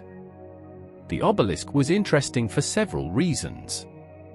It had both hieroglyphic and Greek inscriptions carved on it. And crucially, the Greek text mentioned both Ptolemy and Cleopatra, the famous queen. If the hieroglyphic text contained both names in cartouches, and if he could identify which cartouche was which, he could compare them symbol by symbol. Champollion studied the drawings with intense concentration. He identified two cartouches. One was longer than the other. The longer one must be Cleopatra, the Greek spelling had more letters. He carefully compared the symbols in both cartouches, looking for ones that appeared in both names. There! The Ptolemy cartouche and the Cleopatra cartouche shared several symbols. If these were phonetic, the shared symbols should represent sounds that appeared in both names. The sound P appeared in both names. The sound T appeared in both. The sound WEL appeared in both. He matched the symbols carefully, assigning phonetic values based on Young's earlier work and his own analysis. It worked. He could sound out both names phonetically using a consistent set of symbol-to-sound correspondences. The symbol that looked like a square or rectangle represented P. A half-circle or semicircle shape represented T. A lion represented L. A reed or vertical stroke represented I. He was reading hieroglyphs, sounding them out like an alphabet. But these were still Greek names, foreign names. Thomas Young had already demonstrated that foreign names could be spelled phonetically. Champollion needed to prove the system worked for Egyptian names, for native words, for the language itself rather than just borrowed terms. He needed an Egyptian royal name in a cartouche that he could read phonetically. Throughout 1821 and into 1822, Champollion worked in a state of feverish intensity. He barely slept, often working through entire nights. His health deteriorated under the strain. He suffered from gout, painful swelling in his joints. He had chronic headaches. His ears rang constantly with tinnitus, a high-pitched whine that never stopped. His eyesight was strained from years of studying manuscripts by poor candlelight. His digestion was ruined from irregular meals and constant stress. His wife begged him to rest. His brother visited and was shocked by how thin and ill Jean-François looked. They both pleaded with him to slow down, to take care of himself. He couldn't. He was so close. He could feel it. The answer was just out of reach, tantalizingly near. A few more examples, a few more comparisons, and he would have it. The code would break. Egypt would speak. And then, in early September 1822, a package arrived. It contained new drawings, copies of inscriptions from the temples at Abu Simbel, far to the south in Nubia. The drawings had been made by an architect and artist named Jean-Nicolas Houillot, who'd traveled through Egypt copying inscriptions. Houillot sent copies to various scholars, including Champollion, thinking they might be of interest but not recognizing their crucial importance. Champollion opened the package and spread the drawings on his work table. His workspace was cluttered with papers, notebooks filled with his cramped handwriting, copies of inscriptions from various sources, his ever-growing collection of hieroglyphic examples. The drawings from Abu Simbel were beautifully executed, careful technical renderings that captured every detail of the carved hieroglyphs. His hands were already shaking slightly, partly from exhaustion, partly from the chronic tremor he'd developed from stress and poor health. He looked at the inscriptions, scanning them quickly at first, then more slowly as something caught his attention. His heart started racing. There were cartouches. Multiple cartouches containing royal names. And the symbols inside them, he recognized some from his phonetic alphabet, the list of sound values he'd been building for months. He grabbed his notes, the sheets where he'd carefully recorded each hieroglyphic sign and its corresponding phonetic value. His hands were shaking more noticeably now, making it hard to hold the papers steady.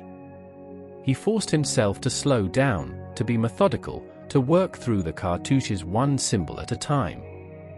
The first cartouche he analyzed contained three main elements arranged horizontally. A sun disk at the beginning, clearly and beautifully carved, followed by two other symbols he needed to identify. He stared at the sun disk.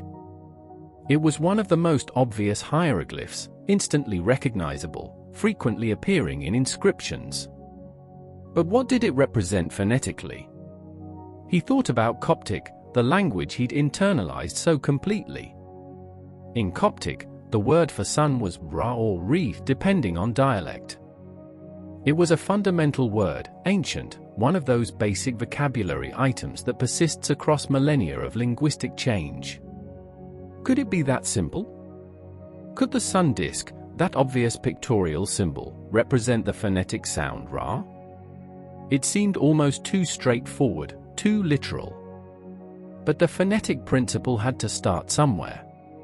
If any symbol was going to represent its depicted object's name phonetically, the sun would be a prime candidate. He looked at the next symbol in the cartouche. Based on his developing phonetic alphabet, cross-referenced with what Young had identified and what he'd worked out from the Ptolemy and Cleopatra cartouches, this symbol looked like it should represent an M sound. And the final element appeared to be the same symbol repeated twice, indicating emphasis or a double consonant. It should represent an S or SS sound, a sibilant that appeared commonly in Egyptian names. Ra. MSS. He sounded it out loud, whispering in his cluttered room. Rameses. Rameses. The name resonated immediately. Rameses II, called Rameses the Great, one of ancient Egypt's most famous pharaohs. The builder of Abu Simbel, where these very inscriptions were carved. The pharaoh whose colossal statues and monuments dotted Egypt, whose name appeared more frequently in the archaeological record than almost any other king's. Rameses. An Egyptian name, a native name, not a Greek borrowing, spelled phonetically in hieroglyphs. His breath caught in his throat. His vision blurred slightly from excitement and the tears that were suddenly threatening to spill. This was it. This was the moment. He'd been working toward this for 20 years, since he was 11 years old and saw his first hieroglyphs in Joseph Fourier's study. 20 years of obsessive study, learning languages, mastering Coptic, analyzing every inscription he could find copies of. 20 years of poverty and political persecution and chronic illness and setbacks and frustration. And now, finally, the system was revealing itself. He looked at another cartouche on the same drawing, hands trembling so badly now that he had to set the paper down flat on the table to examine it properly. Different symbols, a different arrangement.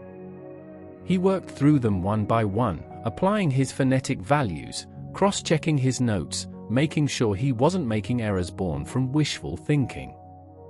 The symbol spelled out sounds. He wrote them down, Thutmos. Thutmos. Thutmos III, another great pharaoh's name, the warrior king who had conquered Nubia and Syria, who had expanded Egypt's empire to its greatest extent. Another Egyptian name, another native word, spelled phonetically just like Ramesses. It wasn't just Greek names like Ptolemy and Cleopatra. It wasn't just foreign borrowings that required phonetic spelling because there was no native word. The Egyptians used phonetic spelling for their own names, their own words, their own language. The entire system was phonetic, or at least contained a massive phonetic component. Thomas Young had been wrong. Young's crucial error, the assumption that crippled his further progress, was the belief that phonetic characters were used only for foreign words. But no. The phonetic principle extended throughout the system. But it was even more than that, more subtle and more beautiful. As Champollion stared at the cartouches, analyzing the arrangement and function of each symbol, he realized something even more profound about the underlying structure. Some of the symbols in those cartouches were clearly phonetic, spelling out the sounds of the names letter by letter or syllable by syllable. Those were the ones he'd just read, the ones that gave him RMSS and THUTMS. But there were additional symbols, signs that didn't fit the phonetic pattern he'd identified. They weren't representing sounds. They seemed to be doing something else entirely. He looked more carefully, comparing multiple examples.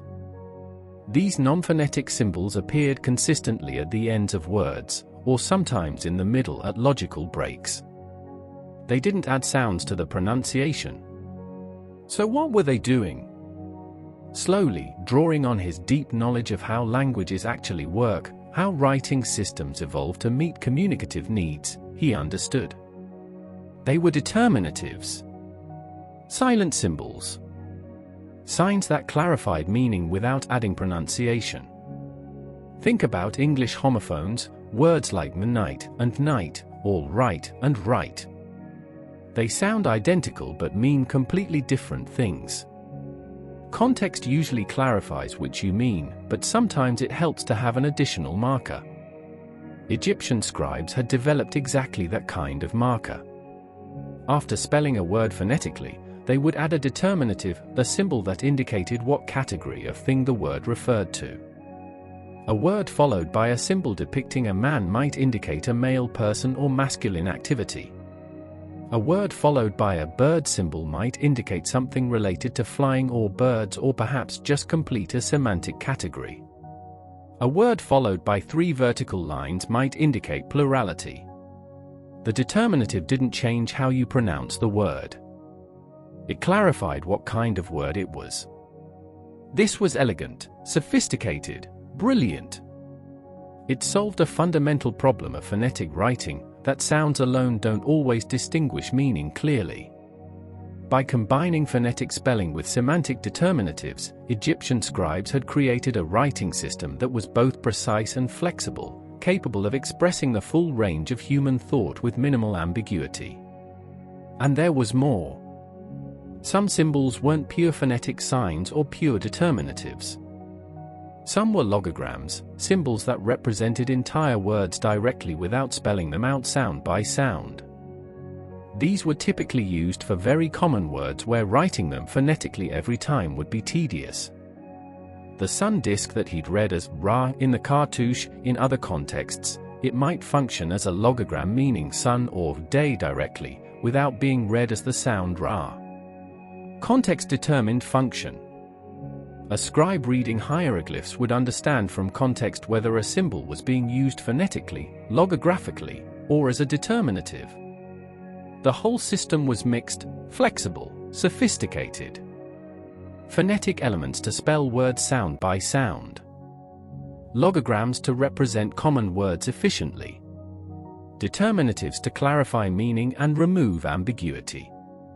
Scribes could use different combinations depending on context, style, available space, aesthetic considerations. There wasn't one correct way to write a word.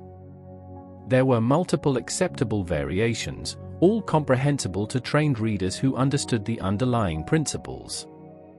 In that flash of insight, sitting at his cluttered work table with the Abu symbol drawings spread before him and his notes scattered around him, Champollion understood the entire system. He saw how it worked, how it functioned as a complete writing system capable of expressing anything the human mind could conceive. The code was broken. Not partially, not tentatively, but completely. The hieroglyphic system stood revealed in all its elegant complexity.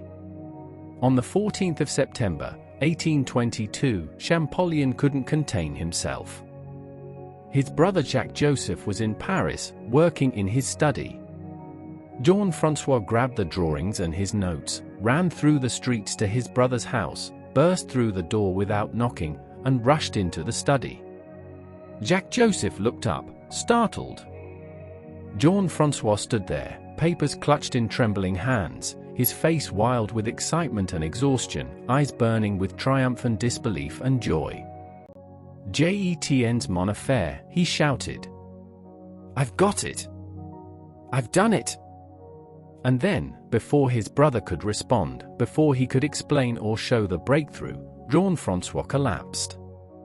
The excitement, the years of stress, the months of barely sleeping, the chronic illness, all of it caught up with him at once.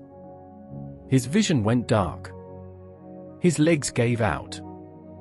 He fell, papers scattering around him. Jacques-Joseph leaped up, terrified. He caught his younger brother, easing him to the floor. For a horrible moment, he thought Jean-François had died, that the exertion and excitement had literally killed him. Jean-François lay unconscious, pale, barely breathing. But after a few minutes, his eyes fluttered open. He was weak, disoriented, but conscious. Jacques-Joseph helped him to a couch, made him drink water, insisted he rest. Jean-François tried to explain what he'd discovered, but his brother cut him off. "Rest first. Explanations later. You need to sleep, to eat, to recover. The hieroglyphs have waited 1,000 years. They can wait another day." Champollion slept for hours, the first real rest he'd had in weeks. When he woke, his brother fed him a proper meal, forced him to eat slowly despite his eagerness to get back to work. Only then did Jacques-Joseph allow him to explain the breakthrough. Jean-François spread out the drawings, showed the cartouches, walked through his reasoning step by step. Jacques-Joseph, who'd supported his brother's obsession for 20 years without ever fully understanding the technical details, listened with growing excitement. He saw the significance even if he couldn't verify the philological arguments. His brother had done it. The impossible task he'd set himself as an 11-year-old child, he'd accomplished it. Over the next 2 weeks, Champollion worked in a state of controlled urgency. He forced himself to sleep, to eat properly, because he couldn't afford to collapse again. But every waking hour was devoted to organizing his thoughts, systematizing his findings, writing everything down clearly and methodically. He was preparing his announcement to the scholarly world, and it had to be perfect. He had to show not just that he'd read a few names, but that he'd understood the entire system, that he could demonstrate the principles that made hieroglyphic writing work. On the 27th of September, 1822, just 13 days after his breakthrough, Champollion stood before the Académie des Inscriptions et Belles-Lettres in Paris, the most prestigious scholarly body in France for studies of ancient civilizations and languages. The meeting room was packed. word had spread that Champollion had something important to announce. Scholars filled every seat. Others stood in the back and along the walls. Everyone was curious about what this provincial researcher, known for his obsession with Egypt but without any major publications yet, had to say. Champollion, nervous but confident, began to read his paper. He'd titled it Lettre à M. Dacier relative à l'alphabet des hieroglyphs phonetiques, letter to Monsieur Dacier concerning the alphabet of the phonetic hieroglyphs. Bon Joseph Dacier was the secretary of the Academy, a respected classical scholar. Addressing the letter to him was a formal gesture, following academic custom, a way of presenting the work to the entire scholarly establishment through its official representative. Champollion explained his methods systematically. He began by acknowledging Thomas Young's earlier work, crediting the Englishman with identifying phonetic characters in foreign names like Ptolemy and Berenice. It was a generous acknowledgement, though it would later become a source of controversy. Champollion was making clear that he built on Young's foundations. But then he went further. He demonstrated that Egyptian names, native words, were also spelled phonetically. He showed the cartouches of Rameses and Thutmose, walked through how he'd read them sound by sound. He explained his crucial insight that the hieroglyphic script mixed different types of signs. Some were phonetic, representing individual sounds like letters in an alphabet. Some were phonetic but represented combinations of sounds, what linguists call phonetic complements. Some were logograms, symbols that represented entire words directly. And some were determinatives, silent signs that clarified meaning without adding sounds. He provided examples of each type of sign. He showed how scribes combined them, how the same word might be written in different ways depending on context and stylistic choice. He demonstrated that the system was flexible, sophisticated, capable of expressing the full range of human language. The room was silent as he spoke, all eyes on him. This was the moment. This was the announcement that would change everything. Scholars leaned forward, following his arguments, examining the examples he'd drawn on large sheets displayed for everyone to see. When he finished, there was a moment of stunned silence. Then questions erupted. Scholars wanted clarification, wanted to see specific examples, wanted to test his system against inscriptions they knew. Champollion answered every question, his confidence absolute. He wasn't guessing. He wasn't proposing a theory that might work. He had proven it. He knew it worked. He deciphered the hieroglyphs. The reception was overwhelmingly positive. Some scholars had reservations, wanted to see more evidence before fully accepting his claims. That was natural scientific caution. But the general consensus was that Champollion had achieved something extraordinary. He'd broken the code. He'd unlocked the hieroglyphs. Egypt could speak again. The paper was rushed into publication. By late October 1822, it appeared as a 44-page booklet with illustrated plates showing hieroglyphic characters and their phonetic values. It became one of the most important documents in the history of archaeology and linguistics, the foundational text of Egyptology. With that publication, the systematic study of ancient Egyptian civilization became possible. But Champollion wasn't finished. A single paper, even a brilliant one, wasn't enough. He needed to demonstrate that his system could be applied broadly, that it wasn't just a few lucky guesses about royal names. He needed to show that entire texts could be translated, that the history and literature and religious writings of ancient Egypt could be recovered and understood. He spent the next 2 years working on a comprehensive publication, the Précis du système hieroglyphique des anciens Egyptiens, summary of the hieroglyphic system of the ancient Egyptians. This was a massive undertaking, over 400 pages of dense technical analysis. He systematically explained every aspect of the hieroglyphic writing system. He provided grammatical rules, explained how word order worked, showed how verbs were conjugated and nouns declined. He gave hundreds of examples from actual inscriptions, demonstrating how his system could be applied to read any hieroglyphic text. The Précis was published in 1824. It was exhaustive, meticulous, utterly convincing. Any remaining doubts about whether Champollion had truly deciphered the hieroglyphs evaporated. The system worked. You could teach it to students. You could use it to translate any inscription.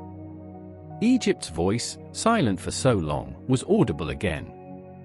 With those two publications, the Letter to Dacia in 1822 and the Précis in 1824, Champollion established himself as the man who had deciphered the hieroglyphs. The breakthrough was his. The glory was his. He became famous throughout Europe, celebrated in France as a national hero who'd restored French prestige in science after the humiliations of Napoleonic defeat.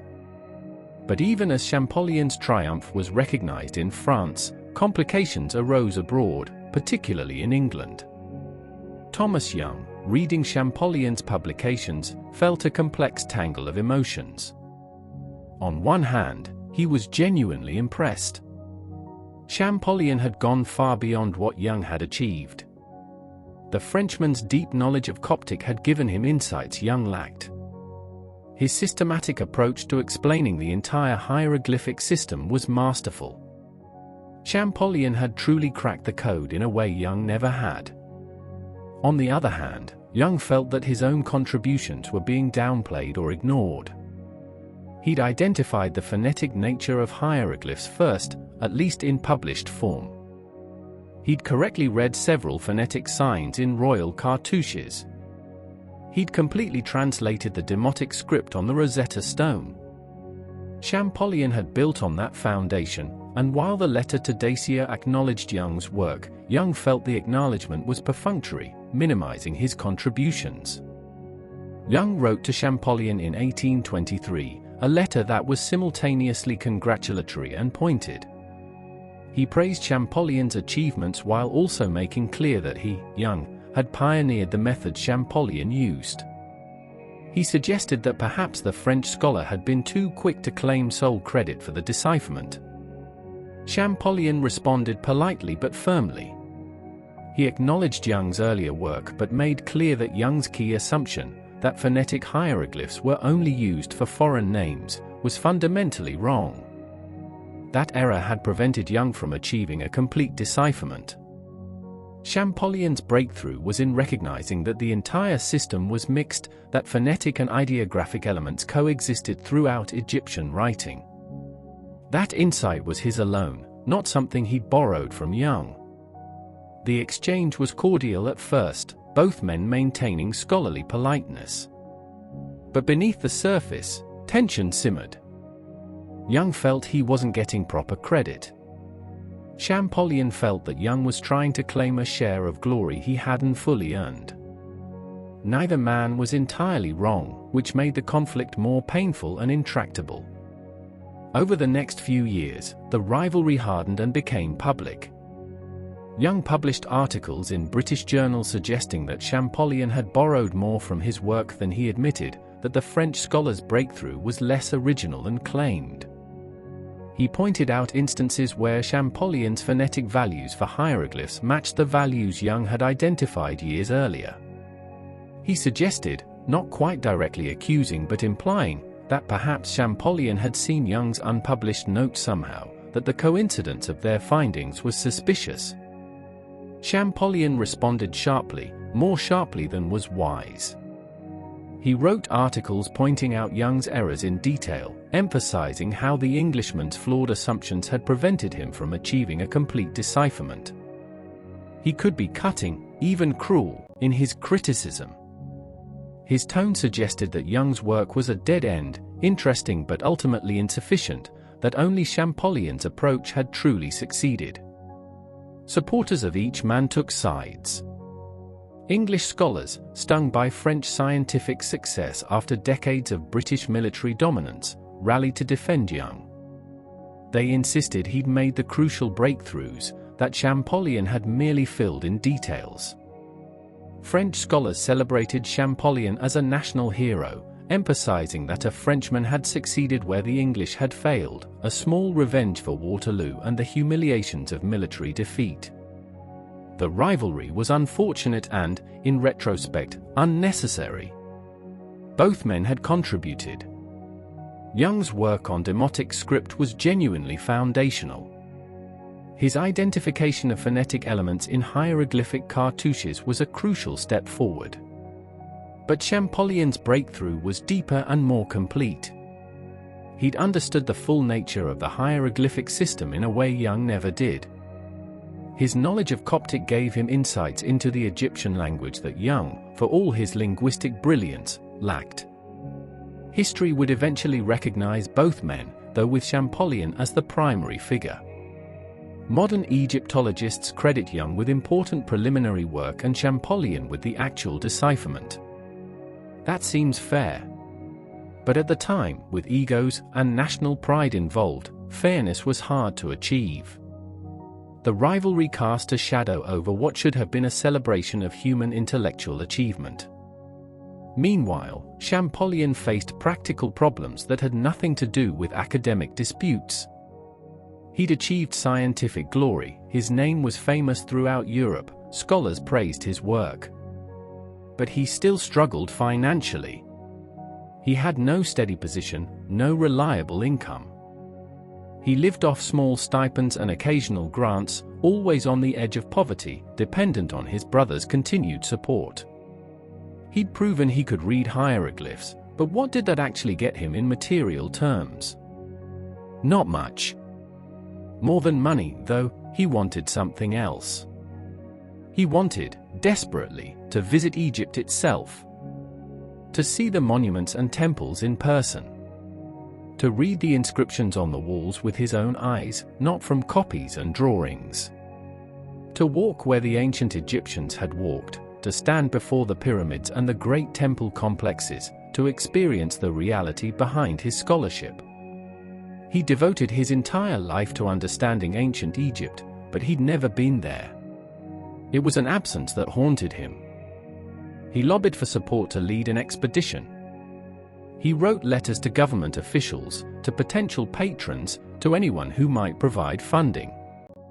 He proposed organizing a French scientific mission to Egypt, to systematically copy and study hieroglyphic texts, to bring back artifacts and knowledge.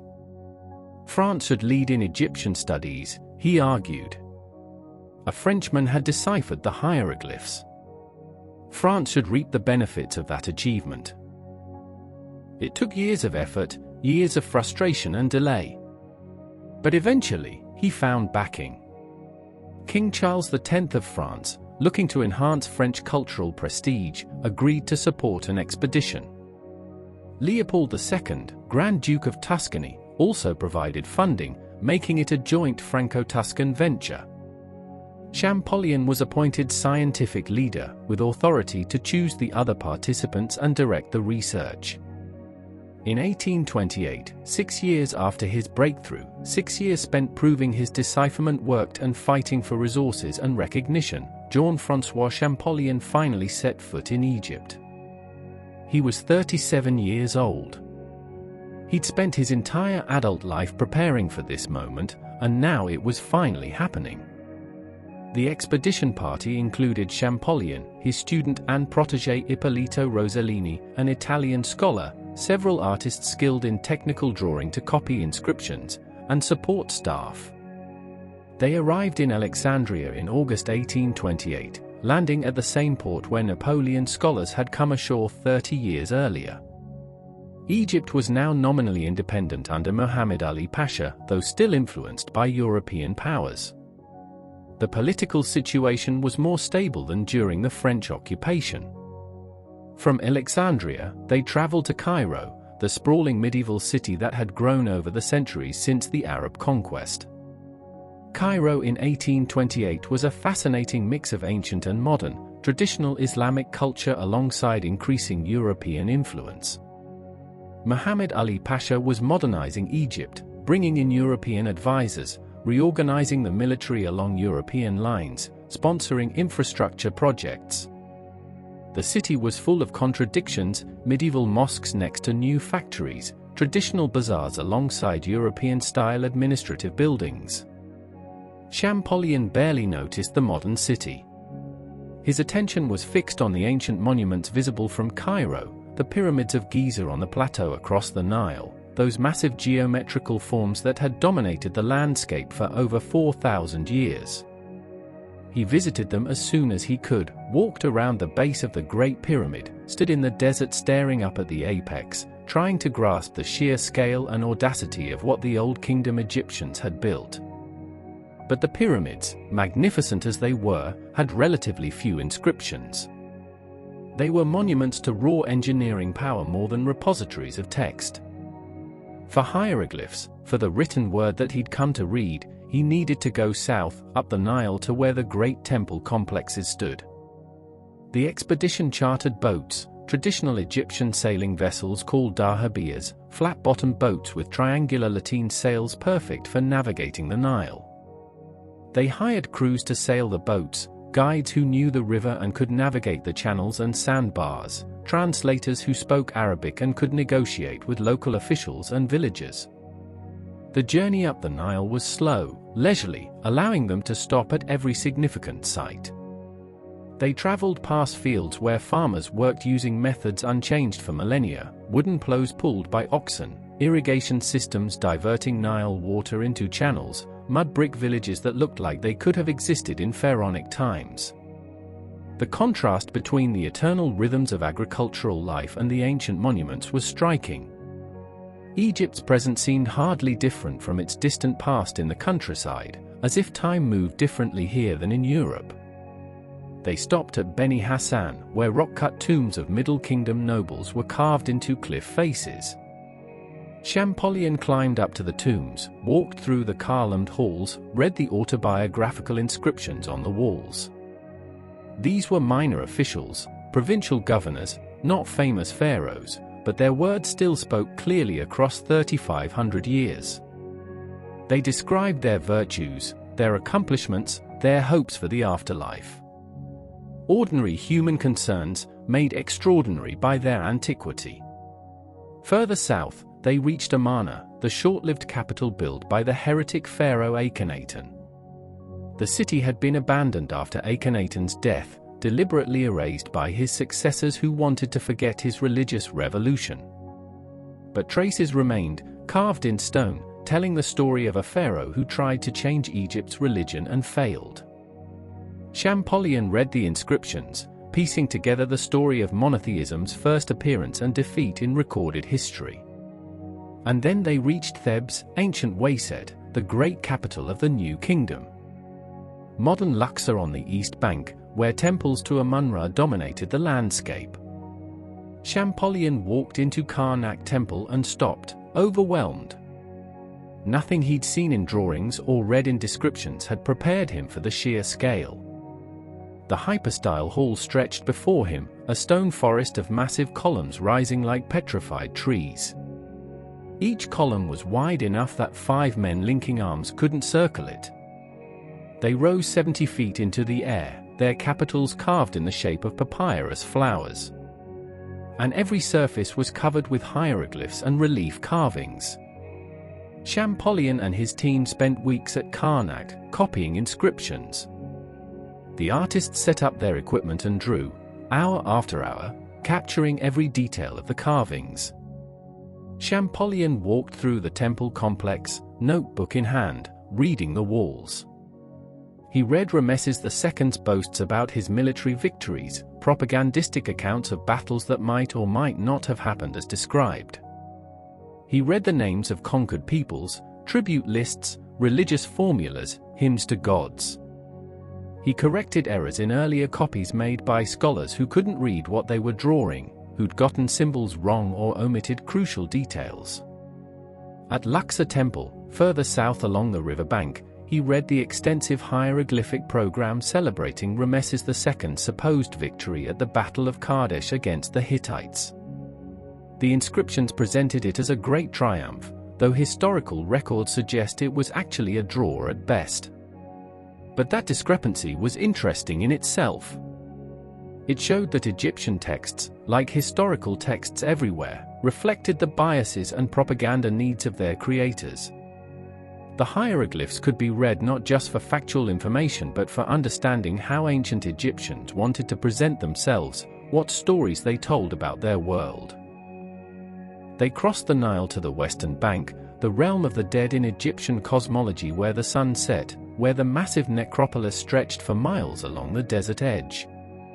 They visited the Valley of the Kings, the desolate wadi where New Kingdom pharaohs had carved their tombs deep into the rock, hiding them from robbers behind elaborately decorated corridors and chambers. Champollion descended into tomb after tomb, walking down the sloping passages, the air getting stuffier and hotter as he went deeper. The walls were covered with scenes from the Book of the Dead, the Book of Gates, the Book of Caverns, religious texts meant to guide the deceased pharaoh through the perils of the underworld. He read them, translating the spells and incantations, understanding for the first time what these texts actually said rather than just admiring them as art. In the tomb of Ramesses VI, he spent hours reading the astronomical ceiling, where the sky goddess Nut stretched across the vault, swallowing the sun at night and giving birth to it in the morning, the eternal cycle of death and rebirth that structured Egyptian cosmology. In the tomb of Seti I, he read the detailed maps of the underworld, the gates the dead had to pass through, the demons they had to defeat or appease, the final judgment before Osiris. These weren't just decoration. They were functional texts, instruction manuals for the afterlife, meant to be read and understood. They went even further south, past the first cataract of the Nile, where the river tumbled over rapids and rocks, entering Nubia, the land Egypt had conquered and colonized during the New Kingdom. The landscape changed, became more desert, more austere, with rocky outcrops and golden sand dunes stretching to the horizon. The heat was even more intense here, the sun reflecting off pale rock and sand, creating a shimmering furnace. And then, finally, Abu Simbel. The temple carved by Ramesses II into a mountainside, guarded by four colossal seated statues of the pharaoh himself, each 67 feet tall, carved from living rock. Champollion and his team approached by boat, and as they rounded a bend in the river, the statues came into view. The sight stopped them cold. Everyone fell silent, awed by the sheer monumental ambition of what they were seeing. Champollion went ashore, walked across the sand to the temple facade, stood at the feet of the statues looking up at Ramesses's face high above. The pharaoh stared out over the Nile with a serene, confident expression, a man who'd ruled Egypt for 66 years and wanted his power remembered forever. And it had been. 3,000 years later, his statue still stood, still impressed, still dominated the landscape. Champollion read the cartouches carved into the stone. Ramesses. The name he'd first deciphered from a drawing 2 years earlier in his Paris room, when he'd shouted "I've got it," and collapsed. Now here it was in front of him, carved in stone on a colossal scale, the hieroglyphs each several feet tall, deep enough that he could run his fingers through the carved grooves. The moment was overwhelming, vindication beyond anything he could have imagined. He'd read the name from a copy, determined it was phonetic, built his entire system on that insight. And now he was here, touching the actual monument, seeing that he'd been right. Inside the temple, the walls were covered with more inscriptions and relief carvings. Battle scenes showing Ramesses defeating Egypt's enemies, though again the historical accuracy was questionable. Religious scenes showing the pharaoh making offerings to gods, receiving blessings, being validated in his power. Champollion read it all, translated it all, documented it all.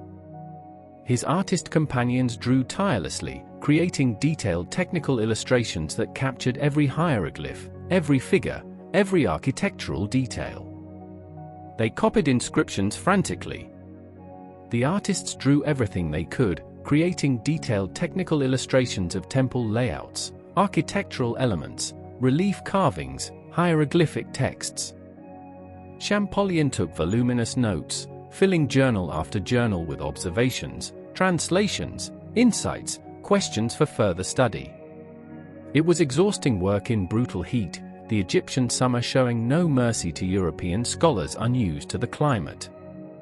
But Champollion was happier than he'd ever been. This was what he'd been born to do. This was his destiny realized.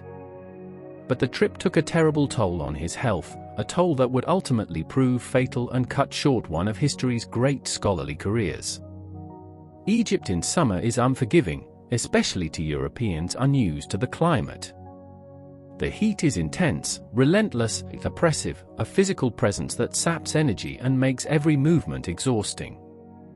Temperatures routinely exceeded 40 degrees Celsius, over 100 degrees Fahrenheit, and there was no escape from it.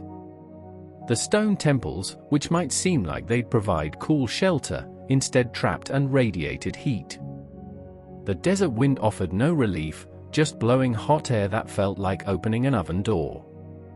Champollion suffered from constant dehydration despite drinking as much as he could. Water was a constant concern. They had to trust local sources, wells, and river water that might or might not be safe. He contracted dysentery, that dreaded traveler's curse that has felled so many visitors to Egypt over the centuries. The symptoms were brutal: constant diarrhea, stomach cramps, fever, weakness. He lost weight rapidly, his already thin frame becoming gaunt, almost skeletal. His clothes hung loose on him. His face hollowed, making his eyes seem even larger and more intense. But he refused to rest, refused to slow down even when his companions begged him to. His student Rosellini, who admired him greatly, pleaded with him to take days off, to recover before continuing. The other expedition members were alarmed by how sick he looked, how he pushed himself beyond reasonable limits. But Champollion was adamant. He'd waited 37 years for this. He'd endured poverty, political persecution, chronic illness, endless setbacks, all for this moment. He couldn't waste time lying in bed recovering when there were temples to see, inscriptions to copy, 3,000 years of history to read.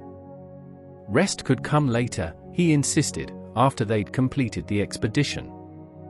There would be time to recover in France. He pushed himself beyond his limits, working in the brutal heat even when it made him dizzy and nauseous.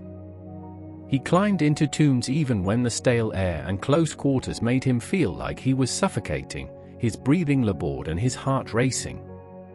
He copied inscriptions even when his hands cramped from gripping the pen, even when his eyes blurred from fatigue and the strain of reading hieroglyphs by inadequate lamplight in dim tomb corridors, even when his chronic headaches became so intense that light and sound felt like physical pain. His chronic health problems, the issues he'd suffered from his entire life, all worsened dramatically under the strain. The gout flared up constantly, his joints swelling painfully, making it agony to walk or climb stairs. His digestive system, never strong, essentially failed under the combination of dysentery and stress and the unfamiliar Egyptian diet. He could barely eat, managing only small amounts of plain food before his stomach rebelled. His tinnitus worsened, the ringing in his ears becoming a constant screaming that made it hard to concentrate, hard to sleep when he finally did lie down. He aged visibly during the expedition. Companions who saw him at the beginning in Alexandria and then months later in Upper Egypt were shocked by the change. He looked years older, decades older. His hair was going grey and thinning.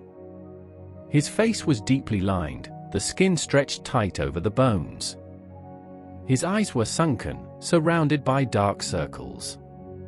He moved like an old man despite being only in his late 30s, stiff and slow, wincing with each step, every movement clearly painful.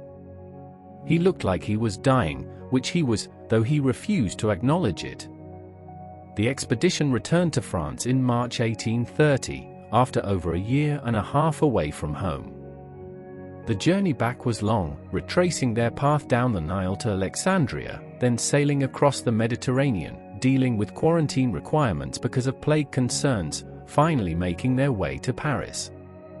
Champollion had been away from his wife and young daughter for all that time, communicating only through occasional letters that took months to arrive.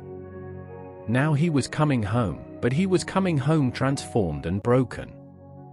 He'd seen the reality behind his scholarship, walked in the world of the pharaohs, touched the monuments he'd studied from copies his entire life. He'd validated his decipherment beyond any possible doubt, beyond any potential skepticism or criticism. Every inscription he'd read, and he'd read thousands upon thousands, proved that his system worked, that hieroglyphs could be read using the principles he'd discovered. There was no longer any room for doubt. The breakthrough was complete, total, unassailable. But he'd also sacrificed what remained of his health on the altar of that validation. The trip had shattered his body completely, broken what had never been strong to begin with, used up whatever reserves of vitality he'd possessed. He was exhausted in a way that went beyond mere tiredness, a bone-deep weariness that sleep couldn't touch. He was constantly ill, catching every infection and virus that circulated in Paris, his weakened immune system unable to fight off anything. He was aging far too rapidly for a man still in his 30s, his body failing system by system. He tried to continue working. There was so much to do. He needed to organize his notes from the expedition, prepare publications, write up his findings. He'd brought back copies of hundreds of inscriptions that needed to be analyzed and translated. He wanted to complete his comprehensive Egyptian grammar and dictionary, the works that would systematize everything he'd learned and make hieroglyphic reading accessible to future generations of scholars. In 1831, he finally received the official recognition he'd deserved for years. He was appointed professor of Egyptology at the Collège de France, the first person ever to hold that position because it was a position created specifically for him. Egyptology as an academic discipline existed because of Champollion's work. He'd founded an entire field of study. The appointment was an honor, a validation, a recognition that what he'd accomplished mattered. But by then, he barely had the strength to teach. He lectured when he could, his voice hoarse and weak, his hand shaking as he wrote hieroglyphs on the board to illustrate his points. His students watched with concern, seeing how ill their professor was, how much effort it took for him to simply stand and speak. He had to cancel classes frequently, too sick to leave his bed. When he did teach, it was clear he was forcing himself through sheer willpower, refusing to admit how sick he really was. He worked on his grammar and dictionary whenever he had the strength, filling page after page in his increasingly shaky handwriting. He knew, though he refused to say it out loud, that he was dying. He wanted to finish these works before the end, to leave behind a complete system that others could use to continue his work. The grammar would explain hieroglyphic writing systematically, providing all the rules and principles a student would need. The dictionary would list hieroglyphic words with their Coptic and French equivalents, creating a reference tool that would make translation easier for future scholars. But he was running out of time, and he knew it. His breathing was labored. His heart was weak. He had violent coughing fits that left him gasping and exhausted. His digestion failed almost completely, he could barely eat. His gout was so painful he couldn't walk some days. The tinnitus in his ears was constant, a screaming sound that never stopped, making it hard to concentrate.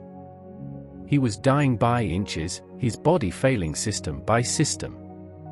On the 4th of March, 1832, Jean-François Champollion died at his home in Paris. He was 41 years old. Just 41.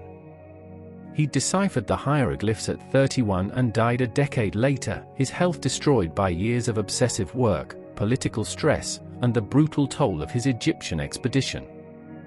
His daughter Zoraide was only 8 years old. His wife Rosine was left to mourn quietly, having lived for years in the shadow of her husband's consuming obsession. His brother Jacques Joseph was devastated, having devoted his own life to supporting and protecting his younger brother's genius. Jacques-Joseph, grief-stricken but determined, took on the task of completing and publishing Jean-François' unfinished works.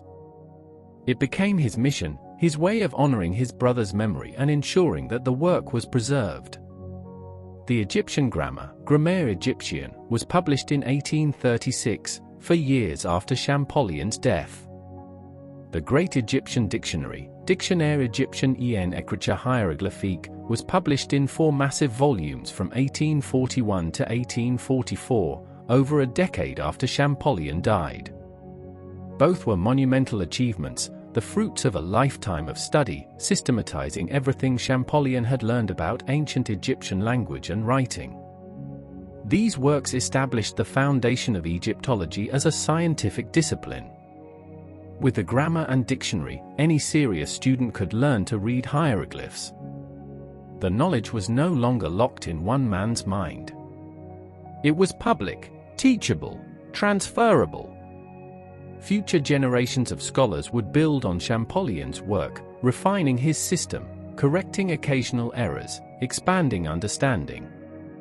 But the foundation was his. The breakthrough was his. He'd given Egypt back its voice. Champollion's death at 41 feels tragic, a genius cut down too early, before he could complete all he'd planned. It's tempting to imagine what he might have achieved with another 20 or 30 years of life. What else might he have discovered? What other texts might he have translated? How might he have refined and expanded his understanding of Egyptian language and culture? But in another sense, he accomplished exactly what he set out to do. He'd given himself an impossible task as a child, standing in Joseph Fourier's study at age 11, looking at hieroglyphs and declaring that he would read them when he grew up. And he'd done it. He devoted his entire life to that single goal, sacrificing health and comfort and personal happiness, enduring political persecution and poverty, obsessively pursuing knowledge that had eluded humanity for over 1,000 years. And he'd succeeded. The rest, in some fundamental way, was just detail. His breakthrough opened everything that followed. Within a generation of his death, scholars could read temple walls, tomb inscriptions, papyrus texts with confidence. The history of ancient Egypt, previously known only from Greek and Roman writers like Herodotus and Strabo, who often got things wrong or wrote from outsiders' perspectives, was suddenly available in the Egyptians' own words. Kings spoke for themselves again. Priests explained rituals and beliefs in their own terms. Scribes recorded daily life, administrative details, poetry, wisdom literature, love songs, medical texts, mathematical treatises. An entire world, locked away for millennia, became accessible once more. The Rosetta Stone, which started it all, remains in the British Museum to this day. The debate about its proper location continues. Egypt has repeatedly requested its return, arguing that the stone is Egyptian cultural heritage, taken during military occupation, that it belongs in Egypt with the civilization that created it. The British Museum argues that the stone has been carefully preserved and made accessible to international scholars, that its physical location matters less than its intellectual availability, that returning it might set precedents that would empty museums worldwide.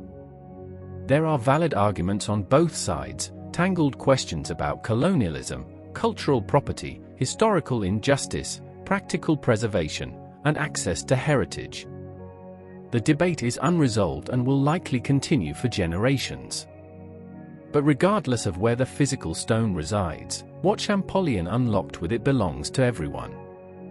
The ability to read hieroglyphs isn't owned by any nation or museum. It's a gift to all humanity, a recovery of lost voices, a bridge across time connecting ancient and modern worlds. Standing before the Rosetta Stone today, whether in London or in Cairo if it's ever returned, you can read it. The hieroglyphs at the top aren't mysterious or meaningless. They are text, language, words that express thoughts and ideas. The decree about Ptolemy V and his supposed virtues. The honors his priests voted him. The religious and political formulas of power and legitimacy. It's all there, readable, understandable, thanks to one man's lifetime of obsessive dedication. The decipherment wasn't just a scholarly achievement, important as that was. It was an act of resurrection. Champollion didn't just read hieroglyphs. He brought an entire civilization back to life, gave it voice, let it tell its own story rather than remaining silent while outsiders narrated it.